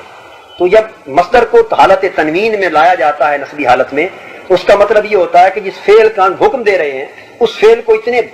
طریقے سے ادا کیا جائے کہ اس کے حق کی ادائیگی میں کوئی کمی باقی نہ رہ جائے۔ اب یہاں اس آیت کے الفاظ پر دوبارہ غور کریں گے۔ فرمایا ملعونین، یہ اللہ کی طرف سے پھٹکارے گئے۔ اچھا، لعنت کا معنی ہوتا ہے رحمت سے دور کر دینا، لعنت کا معنی ہے رحمت سے دور کر دینا، یعنی ان کی زندگیوں کا تحفظ، یہ رحمت تھی ان کے حق میں اللہ۔ یہ بھی وضاحت فرمایا کہ قتل، یہ تقتیل سے ہے، اس میں بھی چونکہ تشدید آ گئی ہے تو گن گن کر قتل کیے جائیں۔ قتلوا میں آپ نے یہ فرمایا نا قتل، خالی قتلوا ہوتا تو اس کا معنی یہ ہوتا کہ وہ قتل کیے گئے، وہ اس میں وہ مجہول کا صیغہ ہوتا، قتل کیے گئے، اور اس میں یعنی شدت کی کچھ کمی محسوس ہوتی حکم کے اجرا میں۔ یہاں فرمایا قتلوا، یہ تقتیل سے ہے، قتل سے نہیں بلکہ تقتیل سے ہے۔ تو جس طرح الفاظ میں اضافہ ہے، حروف کا اضافہ ہے اور تشدید آئی ہے، اس طرح اس کے معنی کے اجرا میں بھی تشدید و شد و مد ہے اور غیظ و غضب ہے۔ اس کا معنی یہ ہے ملعونین، وہ اللہ کی رحمت سے دور کر دیے گئے۔ رحمت سے دور کر دیے گئے کا معنی کیا ہے کہ اسلامی ریاست میں کسی کے جان، مال، عزت و آبرو کا تحفظ یہ اللہ کی رحمت ہے، کہ کسی کی جان تلف نہ کی جائے یہ اللہ کی رحمت ہے، اور کسی کا یعنی معصوم الدم ہونا یہ اللہ کی رحمت ہے، اور کسی کا مباح الدم ہو جانا یعنی اس کی جان کی حفاظت اٹھ جانا اور یہ حکم آ جانا کہ جہاں ملے قتل کر دو، تو گویا وہ اللہ کی رحمت سے محروم کر دی، رحمت سے دور کر دی۔ یہ ہے ملعونین کا معنی کہ جب وہ حضور صلی اللہ علیہ وسلم کی توہین کے مرتکب ہو گئے، اب وہ منافق ہو گئے، کافر ہو گئے، اور ان کے اس اقدام کے سبب سے وہ معصوم الدم نہ رہے، یعنی ان کی جان کا تحفظ نہ اسلامی ریاست کی ذمہ داری رہی اور نہ وہ معصوم الدم ہونے کا شرف ان کو حاصل رہا، اس رحمت سے وہ بھگا دیے گئے۔ اب ہو گئے ملعون، یعنی رحمت سے بھگائے گئے، یعنی مباح الدم۔ مباح الدم اینما ثقفوا، اب انہیں تلاش کرو جہاں کہیں وہ مل جائیں، اخذوا، ان کو پکڑا جائے، گرفتار کیا جائے، وقتلوا تقتیلا، اور ان کو اچھی طرح قتل کر دیا جائے جس طرح قتل کرنے کا حق ہے، تاکہ اس جرم کا اور اس بیہیویئر کا کلیتاً اسلامی ریاست میں خاتمہ ہو سکے اور اس کا نام و نشان تک باقی نہ رہے۔ اس کے بعد اگلی آیت، یہ تو تھا وہ حکم جو قرآن مجید نے بطور حد کے اس کے بعد میں بیان فرمایا، اور آگے فرمایا سنت اللہ فی الذین خلو من قبل، یہ جو ہم نے کہا کہ اللہ کے نبی اور اللہ کے رسول کی اہانت کرنے والا اور اللہ کی توہین کرنے والا، اللہ کی الوہیت کی جناب میں اور رسالت مآب صلی اللہ علیہ وسلم کی جناب میں اہانت، توہین، تنقیص اور گستاخی اور خبث کا مرتکب ہونے والا، اس کا چن چن کے مارا جانا اور ختم کر دیا جانا اور اس کا قتل کر دیا جانا اور صفحہ ہستی سے ایسے افراد کا مٹا دیا جانا، یہ کیا ہے؟ سنت اللہ، یہ اللہ کا وضع کردہ قانون ہے، یہ اللہ کا دستور ہے، اللہ کا قانون ہے۔ فی الذین خلو من قبل، جو پہلے ہو چکے ان کے بارے میں بھی یہی قانون لاگو تھا، جو لوگ پہلے ہو چکے ان کے بارے میں یہ اللہ کا دستور تھا۔ میں جی فرمائیں۔ اس کا یہ مطلب ہوا کہ انتہا اگر ہو گیا تو ایک دفعہ جرم کا ارتکاب تو وہ پہلے کر چکے ہیں، جی وہ میں نے عرض کر دیا جرم کر چکے ہیں جی، لیکن اب ان سے یہ کہہ دیا جاتا ہے لم ینتہی، جی کہ اگر اب منع نہ ہوئے تو یہ سزا دی جائے گی، جی۔ اگر منع ہو گیا تو پھر اس جرم پر سزا نہیں ہوگی۔ اچھا، اس کا یہ ہے کہ اس میں جو میں نے توبہ والے مسئلے کو میں نے عرض کیا تھا کہ ایک شخص اگر اہانت کا مرتکب ہوتا ہے تو اس طرح فقہا، جس طرح احناف میں اور مالکی، شوافی اور حنابلہ میں ان میں جو اختلاف قبول توبہ اور عدم قبول توبہ کا ہوا ہے، وہ عقدہ اس فرق سے واضح ہو جاتا ہے۔ اگر کوئی ایسے جرم کا ارتکاب کرے تو اس کو یہ کہا جائے کہ تو کافر ہو گیا اور مرتد ہو گیا، اب تو اس جرم سے باز آ، یعنی اب دوبارہ کلمہ پڑھ کے مسلمان ہو اور توبہ کر آئندہ۔ اگر وہ دوبارہ کلمہ پڑھ کے مسلمان ہو جائے اور اس کا اقرار کر کے اللہ کی جناب میں توبہ کر لے تو اس کی توبہ قبول کر لی جائے گی، یہ ایک فرق کی بات ہے۔ لیکن یہاں بات، اور اگر وہ دوبارہ مسلمان نہیں ہوتا اور پھر اس کے لیے لئن لم تنتہوا کا حکم قائم رہے گا تو پھر وہ حکم میں آئیں گے۔ ایک تو فرق یہ ہے۔ دوسرا فرق اس میں یہ ہے کہ لئن لم ینتہی المنافقون میں یہ جو بات آئی، یہ اجتماعیت کی بات کی طرف بھی اشارہ کر رہی ہے۔ تو اگر وہ یعنی اجتماعی طور پر اس کو لے کے چلے، یعنی اس بات پر مصر رہیں اور اس سے باز نہ ہوں، تو پھر قتلوا تقتیلا کے ذیل میں آئیں گے۔ اور اگر وہ اس سے باز آ جائیں اور اسلامی ریاست کے احکام کو مان کر اس کے ذمہ کو قبول کر لیں اور قبول اسلام کر لیں تو پھر وہ اس سے معاف کر دیے جائیں گے۔ یہ جو میں نے قبول توبہ کے لیے بات عرض کی تھی وہ اس بات میں آ جاتی۔ اس پر یہ قرآن مجید کی اس آیت کریمہ سے لئن لم ینتہی المنافقون، اور اس کے بعد ہے والذین فی قلوبہم مرض والمرجفون فی المدینہ، یہ جو افراد کا ذکر ہے اس میں ایک مرتبہ اگر توبہ کا موقع دیا جائے، یہ بحث پھر آگے ارتداد کے باب میں بھی یہ بحث آئی ہے کہ مثلا مرتد کو بھی قتل کرنے سے پہلے اس کو توبہ کا موقع دیا جائے۔ اگر موقع توبہ کا پا کے وہ ارتداد سے توبہ کر لے تو اس کو چھوڑ دیا جائے، اگر توبہ نہ کرے تو پھر اس کو سزا ارتداد کی دی جائے۔ اس کی قانون بنانے کا میں جی میں بالکل اس سے جب وہ قانون بنے گا تو اگر اس میں یہ معافی کا یا میں جی آیا رکھا جائے یا نہ اگر نہیں رکھا جائے گا تو پھر ایک میں سمجھ گیا بات۔ اس پر یوں ہے کہ یہ مسئلہ اب شرع اور تعبیر سے متعلق ہے۔ اس مسئلے پر ائمہ نے، فقہا نے، مفسرین نے تفصیل کے ساتھ گفتگو کی ہے۔ بعضوں نے اس کے تحت توبہ کا موقع دینے کی بات کی، بعضوں نے توبہ کا موقع دینے کی بات کی، اور بعضوں نے اسی آیت کے تحت تفسیر میں، جس کے حوالہ جات میرے پاس آگے ہیں میں عرض کر دوں گا، اکثر ائمہ نے اس کو توبہ کا موقع نہ دینے کی بات کی۔ اس پر یعنی ایک فقہی اسکول آف لا جو ہے وہ اس کو توبہ کا موقع دینا چاہتا ہے، اس پر اختلاف ہے، اور باقی میجورٹی ائمہ اور فقہا کی جو ہے، جس میں میں سارے کوٹ کروں گا، ریفرنسز ہیں، وہ کہتے ہیں کہ توبہ کا موقع اس آیت کی تفسیر میں انہوں نے پھر جو ورڈکٹ وضع کیا ہے ڈیرائیو کر کے، وہ یہ ہے کہ حضور علیہ الصلوۃ والسلام کی، کیونکہ اس میں اوپر جو بات چل رہی تھی وہ اذیت کی چل رہی تھی، اور اذیت میں کئی پہلو چونکہ شامل ہیں، جن میں ایک پہلو اہانت اور توہین کا ہے، اور اذیت کے آگے چل کے ہم عرض کریں گے کہ کئی پہلو مخالفت کے اور مختلف افواہ حضور کی نسبت اور اڑانے کے، اس قسم کے کئی پہلو اذیت کے ہیں، اور اللہ کی اذیت کا بھی ہے، رسول کی اذیت کا بھی ہے، چونکہ اذیت کے یعنی وسیع کنسپٹ کی ضمن میں یہ بات آ رہی تھی۔ اس میں لئن لم ینتہی المنافقون کی گنجائش آئی، لیکن اکثریت فقہا اور ائمہ کی، جو میں آگے ریفرنسز انشاءاللہ عرض کروں گا، میرے پاس نوٹڈ ہیں، وہ اس طرف گئے ہیں کہ جہاں تک توہین رسالت مآب صلی اللہ علیہ وسلم کا، وہ کہتے ہیں کہ اگر دیگر نوعیت کا ارتداد ہوگا، اگر کسی اور نوعیت کا ارتداد ہوگا، پھر لئن لم ینتہی کے ذیل میں ان کو توبہ کا موقع دیا جائے گا، توبہ کر لیں تو چھوڑ دیا جائے گا، نہیں تو قتل کیا جائے گا۔ لیکن اگر توہین رسالت مآب صلی اللہ علیہ وسلم کی نوعیت کی اذیت ہوگی تو اس بات کو مستثنا کرتے ہوئے کہتے ہیں کہ پھر توبہ کا موقع نہیں، پھر وہ قتل کیا جائے گا بطور حد کے، کیونکہ اس کی توبہ قبول نہیں کی جاتی۔ یہ اعظم و ارتداد، یہ اتنا بڑا ارتداد ہے کہ اس میں توبہ، اس پر فقہا نے تصریح کی۔ اس کو ہم یوں کریں گے کہ اس آیت کریمہ کے تحت فقہا نے جتنی کچھ گفتگو کی ہے ان کو میں اس وقت بھی اگر عرض کرنا چاہوں اپنی رائے گوش گزار کر سکتا ہوں، لیکن معذرہ احتیاط ان ائمہ نے اسی موضوع پر ایگزیکٹلی جو کوشچن اس وقت اٹھا ہے، اس پر ائمہ نے بڑی تفصیل کے ساتھ کتابوں میں لکھا ہے، اور میرا ان فائلوں میں ایک پرماننٹ مستقل فائل اس موضوع پر ہے. میں چاہتا ہوں کہ ان کی آراء، تحقیقات، تصریحات میں آپ کے سامنے پیش کر کے الٹیمیٹلی ایک نتیجے پر پہنچوں گا. اور میں عرض کر کے جاؤں گا انشاءاللہ کہ یہاں جن منافقوں کی بات ہو رہی ہے کہ وہ منافق بھی ہیں جنہوں نے اصلاً بھی ایمان قبول نہیں کیا تھا. لہٰذا ان کا چونکہ اصلاً وہ مسلمان ہوئے نہ تھے اور لیکن مسلمان ہونے کا دعویٰ کرتے تھے، ان کو یہ موقع کہ اگر تم واقعی ایمان لانے کا اور مسلمان ہونے کا دعویٰ کرتے ہو اور اپنے دعوے میں سچے ہو تو پھر اس اقدام میں اعانت سے باز آ جاؤ. تو ان کو موقع ایک مرتبہ دیا جاتا ہے. اگر تم باز آ گئے تو اس کا مطلب یہ ہے کہ تم اب صحیح معنوں میں اسلام میں داخل ہو گئے. اور اگر اس موقع کے باوجود، پہلی وارننگ کے باوجود تم نے کردار نہ چھوڑا تو ان کے لیے خود تیرو تقتیلا ہے. لیکن جب ایک شخص منافق بھائی معنی نہیں، وہ نفاق اعتقادی نہیں بلکہ مسلمان کلمہ گو ہے اور وہ مسلمان ہو کر ارتکاب کرتا ہے، یعنی اس کا یہ ہوگا کہ اگر کافر ایسا کرے گا، کوئی کافر ایسا کرے گا یا منافق ایسا کرے گا تو اس کو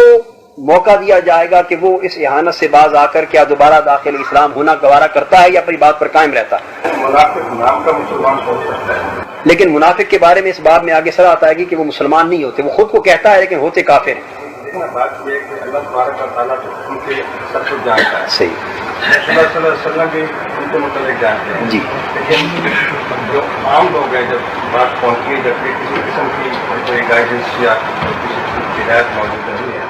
اس وقت انسان کے لیے خاصا مشکل ہو جاتا ہے کسی کے متعلق کہنا کہ یہ بات نہیں کر رہا ہے، اس سے کر رہا ہے، یہ کس سے کر رہا ہے. تو اس لیے یہ تو آپ کو قاعدہ کلیئر بتانا پڑے گا کہ یہ جو موقع ہے کیا یہ سب کے لیے ہے یا نہیں. یہ موقع تو سب کے لیے تصور کیا جائے گا. اور دوسرا یہ کہ باقی کل انشاءاللہ ہو جائے گا. اور دوسرا یہ کہ یہ موقع پہلی وارننگ کے طور پر اسلامک اسٹیٹ کے لیے تو درست تھا جب ریاست اسلامی قائم ہوئی اور ایک نظام بدل رہا تھا. اور جب اسلامی ریاست وجود میں آ چکی اور اب اس طرح کے گروہ منافقین کا کوئی باقاعدہ وجود نہیں ہے اور اسلامی ریاست کے سارے افراد من جملہ مسلمان ہی ہیں اور مسلمان تصور کیے جاتے ہیں. نہیں، افراد سے میری مراد وہ غیر مسلم نہیں جو کلمہ گو ہیں، میں ان کی بات کر رہا ہوں. اب یہ جو نفاق اعتقادی ہے یہ تاریخی طور پر عہد رسالت مآب میں تو موجود تھا، لیکن اب نفاق اعتقادی اس اعتبار سے موجود نہیں جب تک کہ وہ کسی عمل سے ثابت نہ ہو جائے. اب بطور اعتقادی منافقت رکھنے والی کوئی جماعت ہم نہیں کہتے کہ کوئی اس مسلمانوں میں جماعت ہے، یہ بات مسلم ہے. عملی نفاق چلتا رہے گا لیکن اعتقادی نفاق کی بطور جماعت کے اب وجود نہیں ہے. یہ آپ نے ایک جماعت کو نکالا ہے. نہیں، وہ صریحاً ارتداد، وہ اس کو اب نفاق نہیں کہیں گے، وہ صریحاً ارتداد ہے. یعنی وہی میں عرض کر رہا ہوں، آپ کو تو اس کے کہنے کا اعتبار نہیں. یعنی ہمارے یہاں صورت یہ ہوگی کہ جو ایسے کام کا مرتکب ہوگا وہ کوئی گروہ منافقین کے طور پر اب اسلامی ریاست میں نہیں رہے گا بلکہ وہ واضح طور پر یہ مسلمان ہوگا یا مرتد اور کافر ہوگا. یعنی بالکل دو ٹوک فیصلہ ہوگا. تو یہ پہلی وارننگ اسلامی ریاست کے قیام کے لیے تو تھی. جب اسلامی ریاست قائم ہو گئی تو اب جس نے اس چیز کا ارتکاب کیا وہ اب اس پہلی وارننگ کے باوجود گویا ارتکاب کر رہا ہے. اس کو پہلی وارننگ اسلامی ریاست کے ایک مسلمان فرد کو مل چکی کہ ایسا کام نہ کرو جس سے اللہ کی لعنت ہو اور تم قتل و تقتیلا کے سزاوار ٹھہرا جاؤ. تو یہ وارننگ بصورت حکم قرآن اب مل چکی ہے اہل ایمان کو. اب اگر وہ ارتکاب کرتا ہے اس جرم کا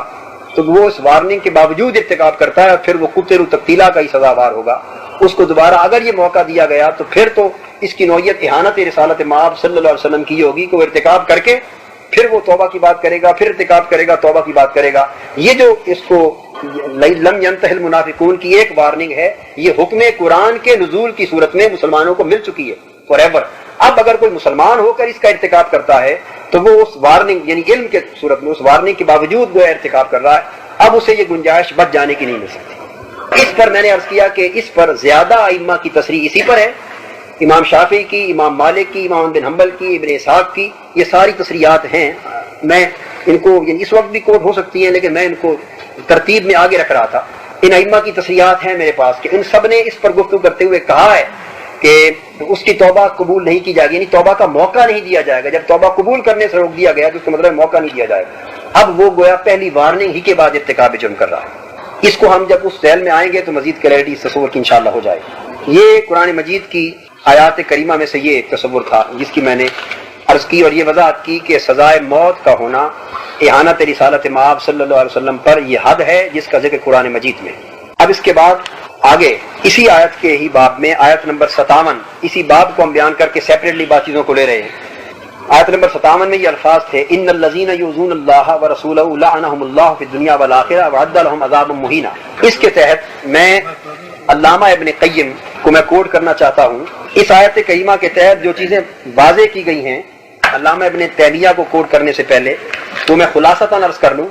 اس آیت کریمہ میں جو احکام واضح کیے گئے ایک یہ کہ حرمت الہی اور حرمت رسول ایک شے ہے, جہت واحدہ ہے. یعنی یہ خیال کہ اہانت رسول صلی اللہ علیہ وسلم کی بات ہوئی تو اہانت رسول ہی اہانت الہی ہے, اور اہانت الہی ہی اہانت رسالت مآب صلی اللہ علیہ وسلم.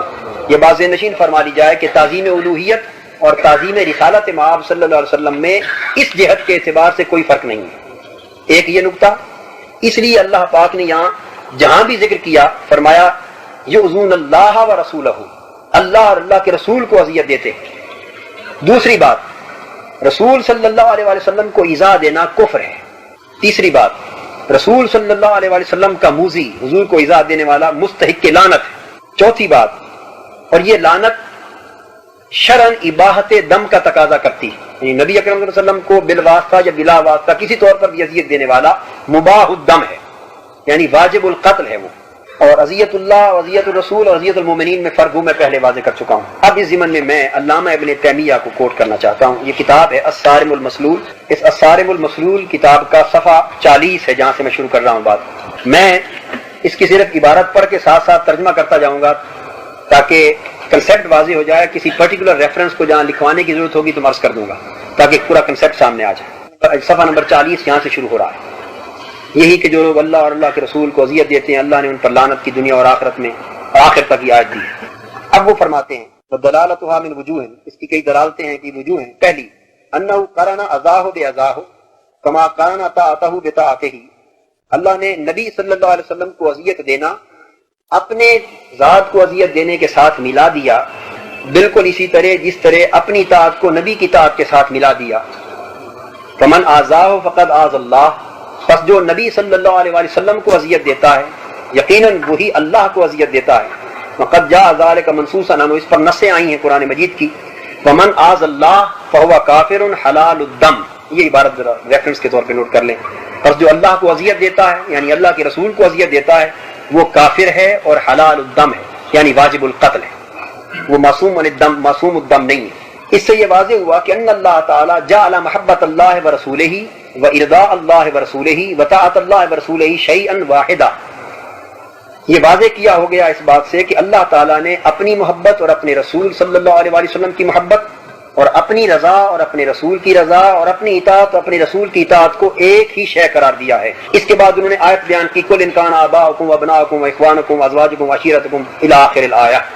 احب الیکم من اللہ ورسولہ. اس آیت کو کہ اگر تمہارے سارے اللہ کے رسول کی محبت سے زیادہ عزیز ہیں تو پھر تم ظالم اور عذاب کا انتظار کرو.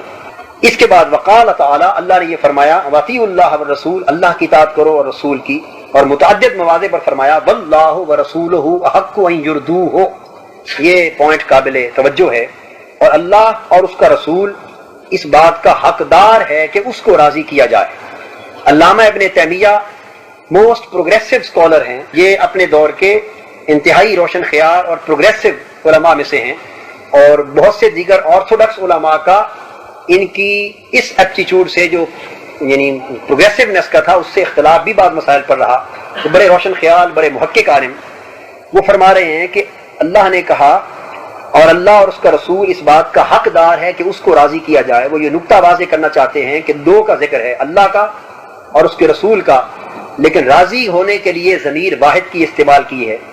یوں نہیں کہا کہ اللہ اور اللہ کا رسول حقدار ہیں کہ انہیں راضی کیا جائے, یہ نہیں کہا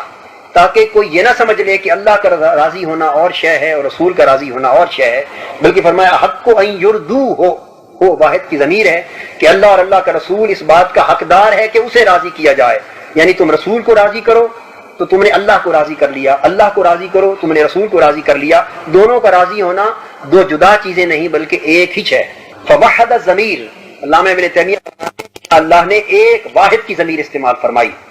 پھر آگے جسی طرح کے فرمایا ان الذین یبایعونک یبایعون اللہ, جو لوگ اے نبی صلی اللہ علیہ وسلم تمہارے ہاتھ پر بیعت کرتے ہیں وہ اللہ کے ہاتھ پر بیعت کرتے ہیں. وقال یسألونک عن الانفال قل الانفال للہ والرسول, پوچھتے ہیں انفال کے بارے میں, کہہ دیجیے اللہ اللہ کے رسول کے لیے. وجعل شقاق اللہ ورسولہ ومحادۃ اللہ ورسولہ وعظ اللہ ورسولہ ومعصیۃ اللہ ورسولہ شیئا واحدا, اور اللہ نے اللہ کی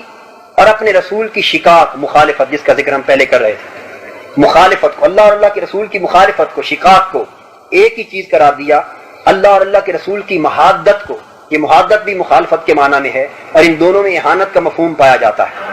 اس کو بھی ایک ہی شے قرار دیا، اور اپنی اذیت اور رسول کی اذیت کو بھی ایک ہی شے قرار دیا، اور اپنی معصیت کو اور رسول کی معصیت کو بھی ایک ہی شے قرار دیا، شیئا واحدہ، اور فرمایا ذالک بانہم شاقوا اللہ ورسولہ، اس لیے کہ انہوں نے اللہ کی مخالفت کی اور اس کے رسول کی، ومن یشاقق اللہ ورسولہ، وقال ان الذین یحادون اللہ ورسولہ، جو اللہ اور اللہ کے رسول کی مخالفت کرتے ہیں، اور پھر فرمایا مخالفت کرتے ہیں، اور پھر آگے الم یعلموا انہ من یحادد اللہ ورسولہ، جو لوگ اللہ اور اللہ کے رسول کی مخالفت کرتے ہیں، ومن یعص اللہ ورسولہ، اور جو اللہ کا گناہ کرتے ہیں اور رسول کی معصیت کرتے ہیں۔ یہ سارا کچھ بیان کرنے کے بعد آگے علامہ ابن تیمیہ عنوان قائم کرتے ہیں، حق اللہ و حق رسولہ متلازمان، فرماتے وفی ھذا وغیرہ ہی، اس پوری بحث میں اور اس کے علاوہ جو کچھ کتاب و سنت میں آیا اس سے یہ ثابت ہوتا ہے بیان لتلازم الحقین، اللہ اور اللہ کے رسول کے حق کا باہم لازم و ملزوم ہونے کو واضح کر دیا گیا ہے، وَأَنَّ جِهَةَ حُرْمَتِ اللَّهِ تَعَالَى وَرَسُولِهِ جِهَةٌ وَاحِدَةٌ، اللہ کی عزت و حرمت اور رسول صلی اللہ علیہ وسلم کی عزت و حرمت ایک ہی عزت و حرمت ہے، یہ دو حرمتیں جدا نہیں ہیں۔ فمن آذ الرسول فقد آذ اللہ، جس نے رسول کو اذیت دی اس نے اللہ کو اذیت دی، پھر اسی کو دہرا کے فرمایا لأن الامة لا يصلون ما بینہم وبین ربہم الا بواسطۃ الرسول، کیونکہ امت کو جو کچھ بھی حاصل ہوتا ہے اپنے اور اپنے رب کے مابین تعلق اور نسبت میں، وہ سوائے واسطہ رسول کے کسی اور صورت میں حاصل نہیں ہو سکتا۔ لیس لأحد منہم طریق غیرہ ولا سبب سواہ، اور اللہ کے رسول کے اس واسطہ کے بغیر دنیا کے کسی شخص کے لیے نہ اللہ تک رسائی حاصل کرنے کا کوئی سبب ہے اور نہ کوئی اور ذریعہ ہے۔ وقد اقامہ اللہ مقام نفسہ فی امرہ ونہیہ واخبارہ وبیانہ، فلا يجوز ان يفرق بین اللہ ورسولہ فی شیء من هذه الامور، پس اللہ نے حکم دینے میں اور منع کرنے میں اور خبر دینے میں اور کسی مسئلے کو واضح کرنے میں رسول صلی اللہ علیہ وآلہ وسلم کو شریعت میں اپنے ہی مقام پر قائم فرما دیا ہے،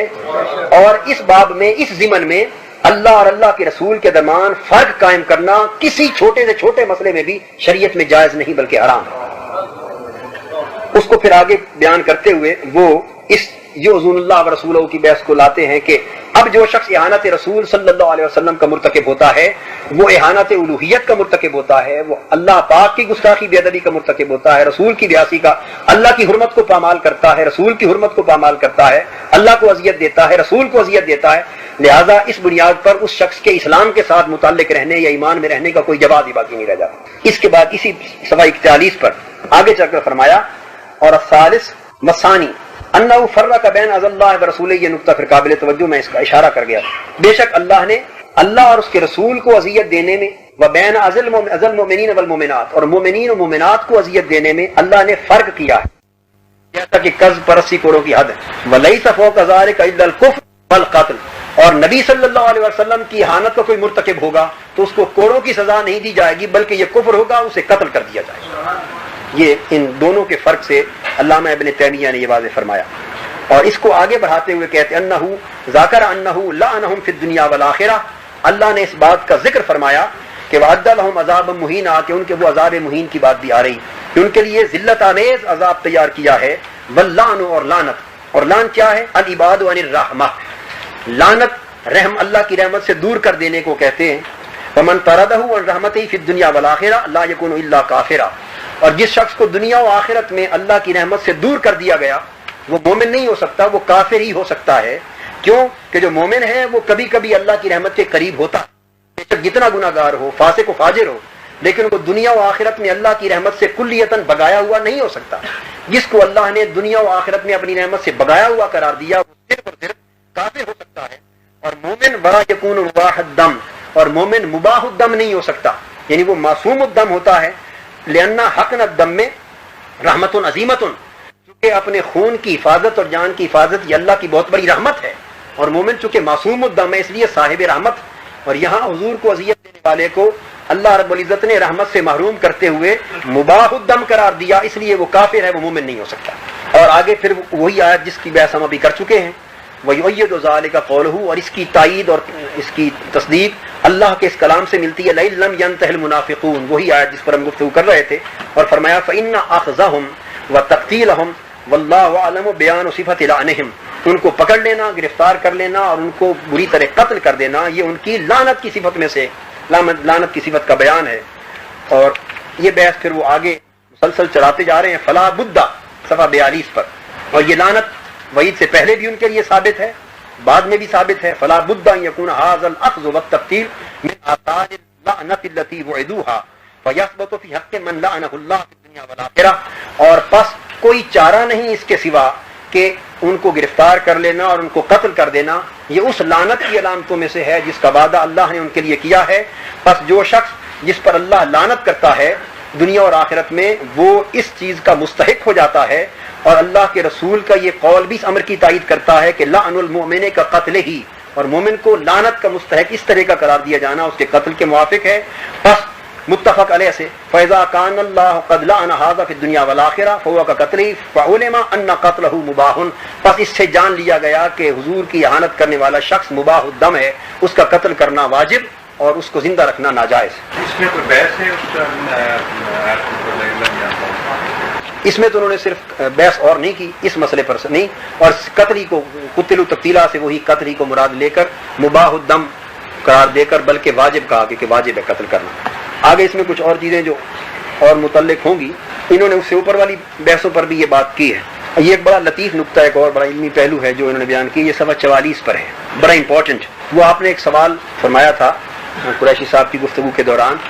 وہ اس کی وضاحت تو وہ ہم کر چکے ہیں عذاب مہین کے بارے میں کہ یہ الفاظ کئی اور مقامات پر اور لوگوں کے لیے بھی آئے ہیں، تو یہاں بھی معنی اس کی وضاحت تو ہو چکی ہے کہ سیاق و سباق متعین کرتا ہے۔ اعانت رسول کے لیے اس لفظ کا معنی جو ہے وہ قتل ہے، لیکن اس کا ایک بڑا شاندار وضاحت اس نقطے کی علمی اور قانونی علامہ ابن تیمیہ نے فرمائی ہے کہ صفحہ 43 کے نیچے سے یہ شروع کرتے ہیں، یہی سوال انہوں نے اٹھایا ہے، یعنی آپ والا سوال علامہ ابن تیمیہ نے یہاں قائم کیا ہے۔ اگر کوئی یہ کہا جائے کہ عذاب مہین تو اوروں کے لیے بھی کئی مقامات پر آیا، یہاں بھی آیا، تو فرق کیا ہوا؟ اس کا جواب دیتے ہیں کہ دو جواب ہیں، ایک مجمل ہے، ایک مفصل ہے۔ خیر، یہاں مجمل جو مختصر جواب ہے وہ عرض کر رہا ہوں، وہ میں خلاصہ عرض کر دیتا ہوں، پھر بات طویل ہو جائے گی۔ وہ یہ کہتے ہیں کہ جہاں ایک لفظ دو جرموں کا بیان ہوا، ایک بڑے درجے کا جرم ایک چھوٹے درجے کا جرم، اور ایک لفظ استعمال ہوا وہاں بڑے جرم کے لیے اور اس کی سزا الگ تھی، مثلا سزائے موت تھی، بعد میں وہی لفظ کسی اور چھوٹے درجے کے جرم کے لیے استعمال ہوا، تو وہ جو چھوٹے جرم کے لیے وہ لفظ استعمال ہوا ہے اس جگہ کبھی بھی وہ معنی اس سے مراد نہیں لیا جائے گا جہاں وہی لفظ بڑے جرم کے لیے استعمال ہوا تھا۔ اور یہ وہ لفظ جہاں یعنی اہانت رسول کے لیے استعمال ہوا عذاب مہین اور اس کی سزا قتل ہوئی، تو یہاں اس کا معنی قتل ہی ہوگا، اس کا سیاق و سباق متعین کرے گا۔ اور جہاں اس کے نچلے درجے کے لیے جرم کوئی ہوگا، چھوٹے درجے کا جرم، اور وہاں عذاب مہین استعمال ہوگا، تو وہاں اس جرم کی سنگینی کے، اس کی سطح اور گریوٹی کی پیش نظر اس کا ذلت آمیز جو ہے عذاب اور ہوگا۔ اس طرح سے دیکھیں تو اس میں تو پھر جرم کی سنگینی جو ہے وہ تو انسان کے بس میں آ گئی، نہیں، وہ شریعت متعین کرتی خود، اس کا مطلب یہ کیا کہ اس میں جی وہ شریعت نے متعین کی۔ عذاب مہین بھی لکھا ہے اور ساتھ یہ بھی لکھا ہے کہ یہاں پہ عذاب مہین کا مطلب ہے کہ قتل کیا جائے۔ ہاں جی ہاں، تو ہم یہ کہہ سکتے ہیں کہ قرآن نے ہی اس کو معنی متعین کر دیا ہے بے شک، اور جہاں جنرل چھوڑ دیا ہے وہاں سیاق و سباق یا قرآن کی دیگر نصوص اور دیگر احادیث اس کا معنی خود متعین کریں۔ یہ بیان کر کے آخر پہ اس کا وہ فیصلہ کہ وہ کہتے ہیں کیف العلیم الحکیم اذا تبعد علی الخطیۃ زاجرا عنها فلا بد ان یذکر اقصى ما يخاف على صاحبها فاذا ذكر خطیتین احداهما اکبر من الاخرى متبعدا علیہما زاجرا عنهما ثم ذكر في احداهما جزاء عنها وذكر في الاخرى ما ودون ذلك ثم ذكر هذه الخطيئة في موضع آخر متبعدا عليها بالعذاب الادنى بين علم ان جزاء الكبرى لا يستوجب بتلك التي هي ادنى منها، کہ جو بالکل وہی چیز جب چھوٹے گناہ کے لیے بڑے گناہ کے لیے بیان کیا تو پھر اس سے یہ جان لیا جائے گا کہ جو بڑی جزا ہے، بڑی سزا اس لفظ سے وہ اسی جرم کے لیے مراد لی جائے گی، اور اس سے چھوٹے درجے کے لیے وہ اس کے مستوجب نہیں ہوگا، وہ چھوٹے درجے کی سزا ہوگی، اور مجرد قذف کے لیے اس کا معنی یہ نہ ہوگا۔ یہ آیت کریمہ تھی جو میں نے ان الذین یؤذون اللہ ورسولہ کے باب میں نے عرض کیا، یہ الصارم المسلول کے سب حوالے تھے اخذ و تقتیل کے۔ یہاں اسی آیت کے تحت میں ایک تفسیر ابی سعود کا حوالہ دینا چاہتا ہوں، ویسے اگر میں وہ حوالے چھوڑ بھی دوں تو کنسیپٹ ایک ہی ہے، ریفرنس آپ نوٹ فرما لیں۔ یہ تفسیر ابی سعود شیخ ابو سعود محمد بن محمد العمادی، شیخ عمادی لکھ لیں، جلد 4 اور صفحہ 77۔ اس میں جو چیز انہوں نے بیان کی ہے وہ اس سے آگے جو آیت آئی ہے اسی سورہ توبہ میں، یہاں تو تھا نا ان الذین یؤذون اللہ ورسولہ، اللہ کو اذیت دیتے ہیں اور اس کے رسول کو، اور یہاں انہوں نے یہ ثابت کیا کہ یہاں رسول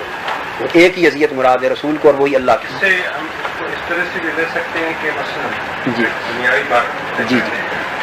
کہ مثلا ایک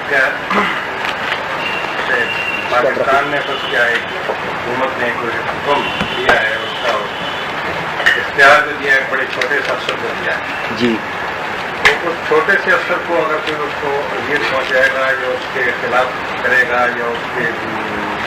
مانے گا نہیں، تو حکومت یہ سمجھتی ہے کہ یہ ہمارے خلاف ہے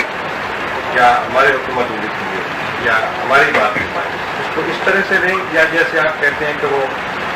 جہت واحدہ ہے، جہت واحدہ نہیں، ضمیر واحد۔ ایک تو یہ طریقہ ہے اس کا کہنے کا کہ میں بات سمجھ گیا، بڑا حاکم یہ سمجھتا ہے کہ جب میرے حکم کی کسی نے حکومت عملی کی ہے اس کا مطلب یہ کہ میری حکومت عملی کی ہے، اور اگر میرے کسی ماتحت کو اگر اس نے ایذا پہنچائی ہے یا اس کے خلاف بات کی جبکہ وہ اپنا کام کر رہا تھا جو میں نے حکم دیا ہوا ہے، تو اس کا مطلب یہ کہ یہ سارا کچھ میرے خلاف۔ یہ یعنی دونوں اپروچز ہیں اس میں، جہاں تک تو علامہ ابن تیمیہ کا اور باقی بہت سارے مقامات کا تعلق ہے وہ تو جہت واحدہ کی بنیاد پر اس کنسیپٹ کو آگے ڈیولپ کر رہے ہیں، کیونکہ من یطع الرسول فقد اطاع اللہ کے کنسیپٹ سے، کہ جو رسول کی اطاعت کرتا ہے وہ اللہ کی اطاعت کرتا ہے، وہی کنسیپٹ لے رہا ہے حکم اس کا۔ اور یہ دوسرا اینگل، یعنی یہ ایک اپروچ ہے، میں اس سے بھی اختلاف نہیں کرتا اور نامناسب نہیں ہے، یہ ایک اپروچ ہے، لیکن اس میں پھر حفظ مراتب کا فرق آ جاتا ہے۔ مثلا اللہ کی طرف سے حکم جاری کرنے والا اللہ کا نبی بھی ہے، اور اس کے بعد نبی کے تحت عمراء، حکام، اولی الامر بھی ہیں۔ اولی الامر کے احکام کی خلاف ورزی کرنا یا ان کو اذیت دینا یا تکلیف پہنچانا جبکہ وہ اللہ کے حکم کے یا نمائندے کے طور پہ کام کر رہے ہوں تو ایک سطح وہ بھی آ جاتی اور ایک سطح نبی صلی اللہ علیہ وسلم کی بھی آ جاتی۔ تو اس میں پھر وہ فرق آ جائے گا کہ اگر اس درجے کی ہوگی تو اس کے لیے جلد ہوگی، کنسیپٹ وہی لے لیں گے آپ کے یہ، کیونکہ نبی اور رسول کی عزت و حرمت بھی تو اللہ ہی کی وجہ سے ہے۔ اگر وہ منصب نبوت اور رسالت پر فائز نہ ہوتا تو اس کو یہ جہت واحدہ عزت و حرمت کی نہ ملتی۔ یہ ساری چیزیں اس میں یہ فرق ہو گیا، اس میں فرق ہے۔ لیکن اس میں جو کہا ہے وہ تو مومنات کا ہے، اس کا مطلب یہ کہ ان کا درجہ جو ہے آفیشیل، مومنات کا درجہ اس سے کم ہوگا، آفیشیل نہیں، پرائیویٹ، یہ پرائیویٹ۔ پھر جو اولی الامر ہیں ان کی آفیشیل کیپیسٹی ہو جائے گی لیکن ان سے بلند ہوگی، اور جو نبی اور رسول کا درجہ ہوگا وہ اس سے بلند ہو جائے گا، اس لیے کہ وہ direct recipient of divine authority ہے، وہ ڈائریکٹ ایجنسی ہے جس کے ذریعے ساری لیجسلیٹو اور کانسٹیٹیوشنل اور لیگل اتھارٹیٹیونیس لے رہا ہے رسول as an agent and civil agent of divine authority, اور وہ آگے اس کو انٹرپریٹ کر رہا ہے being representative of God Almighty, تو اس کی حیثیت جدا ہوگی۔ اور جو اولی الامر ہے وہ اپنا اختیار اور اتھارٹیٹیونیس ڈیرائیو کر رہا ہے رسول صلی اللہ علیہ وسلم کا پیروکار اور حضور کا امتی اور حضور کا نائب ہو کر۔ مثلا حضرت ابوبکر صدیق رضی اللہ تعالیٰ نے جب خلیفہ ہوئے تو بعضوں نے آپ سے کہا کہ یا خلیفۃ اللہ، علامہ ابن خلدون نے اس کو بیان کیا ہے، اے اللہ کے خلیفے اور نائب۔ اس کا مطلب یہ تھا کہ گویا آپ اپنی اتھارٹی اللہ سے ڈیرائیو کر رہے ہیں۔ آپ نے فرمایا لست خلیفۃ اللہ ولکنی خلیفۃ رسول اللہ، مجھے اللہ کا نائب نہ کہو، میں رسول خدا کا نائب ہوں، یعنی مجھ کو اتھارٹی ڈائریکٹلی اللہ سے نہیں ملی، مجھ کو رسول اللہ صلی اللہ علیہ وسلم کی نیابت کی ملی ہے، اور ڈائریکٹ اتھارٹی جو اللہ سے ملی ہے وہ اللہ کے رسول کو ملتی، تو رسول پھر باقی ساری اتھارٹیز اور اللہ کے درمیان ایک واسطہ بن جاتا ہے، اور رسول اور اللہ کے درمیان کوئی اور واسطہ اتھارٹیٹیونیس کا نہیں ہوتا۔ تو پھر اس لیے فرق انہوں نے بیان کیا کہ اگر نچلے درجے کی اعانت ہوگی تو اس کے لیے جلد ہوگی،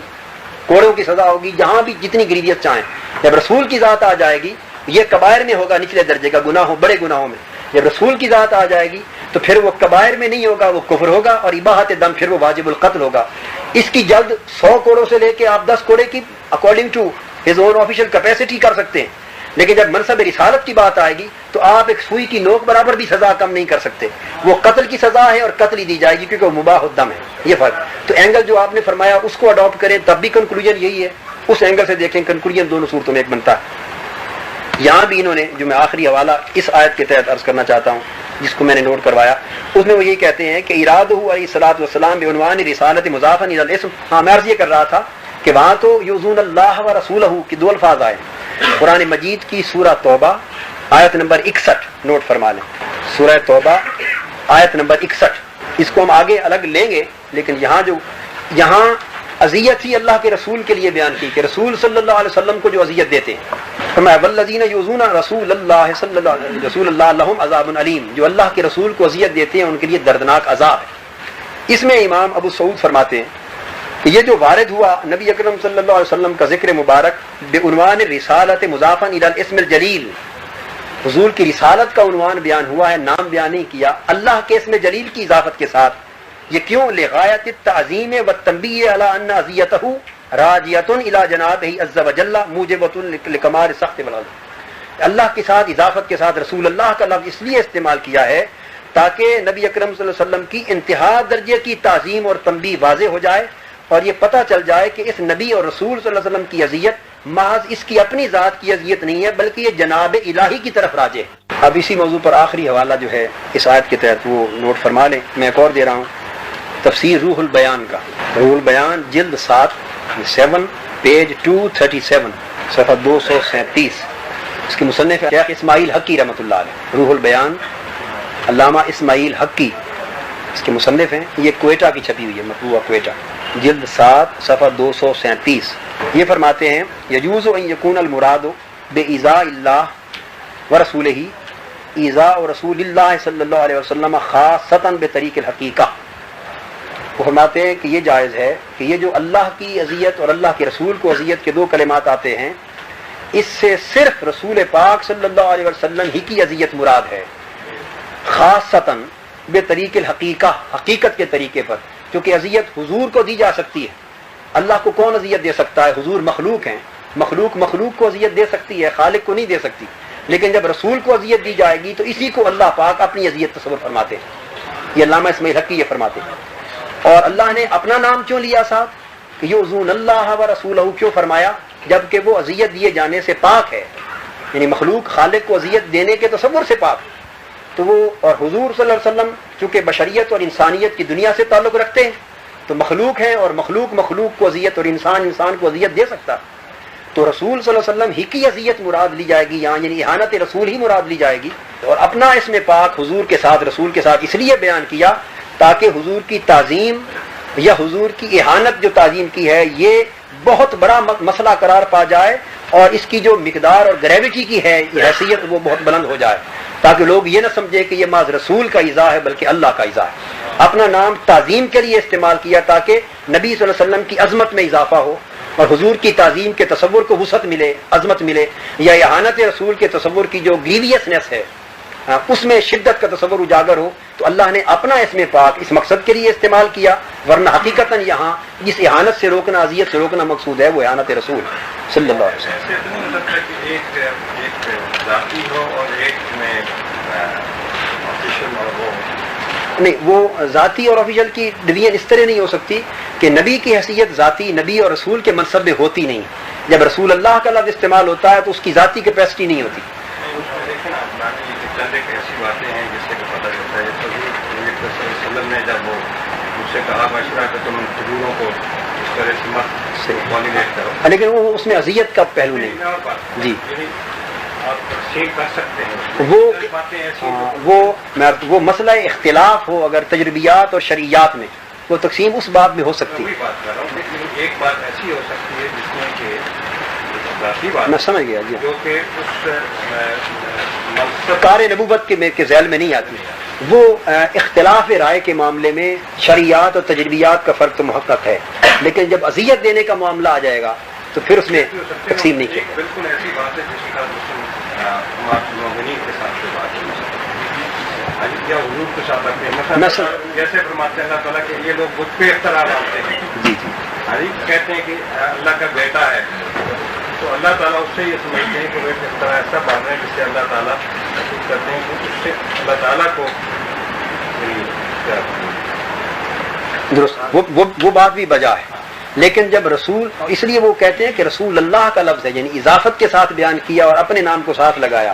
اس کا مقصد یہ ہے کہ جب رسول کو جو شخص بھی جس بھی حیثیت میں اذیت دے گا وہ رسول اللہ کو اذیت دے گا، محمد بن عبداللہ کو نہیں دے گا صلی اللہ علیہ وسلم۔ جا بجا رسول اللہ کا یؤذون النبی کا لفظ آیا، جو نبی کو اذیت دیتا ہے، جو رسول اللہ کو اذیت دیتا ہے، جو اللہ اور اللہ کے رسول کو اذیت دیتا ہے، یعنی ہر جگہ جہاں جہت واحدہ کا بیان کیا وہ اس نسبت سے کیا ہے یہ نہیں فرمایا کہ وہ حضور کی ذاتی حیثیت میں اذیت دے گا، بلکہ یہ اذیت جب بھی اللہ کے رسول کو دی جائے گی وہ اللہ ہی کو اذیت ہوگی، کیونکہ محمد صلی اللہ علیہ وسلم اللہ کے رسول ہیں اور اس منصب کے لحاظ سے ان کی ذاتی حیثیت جدا نہیں۔ جو بات آپ نے جس کی طرف اشارہ فرمایا وہ مسئلہ اپنی جگہ حق ہے۔ یہ تو اس آیت کریمہ کی تفسیر تھی، اب کل انشاءاللہ اس سے آگے آیات قرآن کو ہم شروع کریں گے۔ شکریہ۔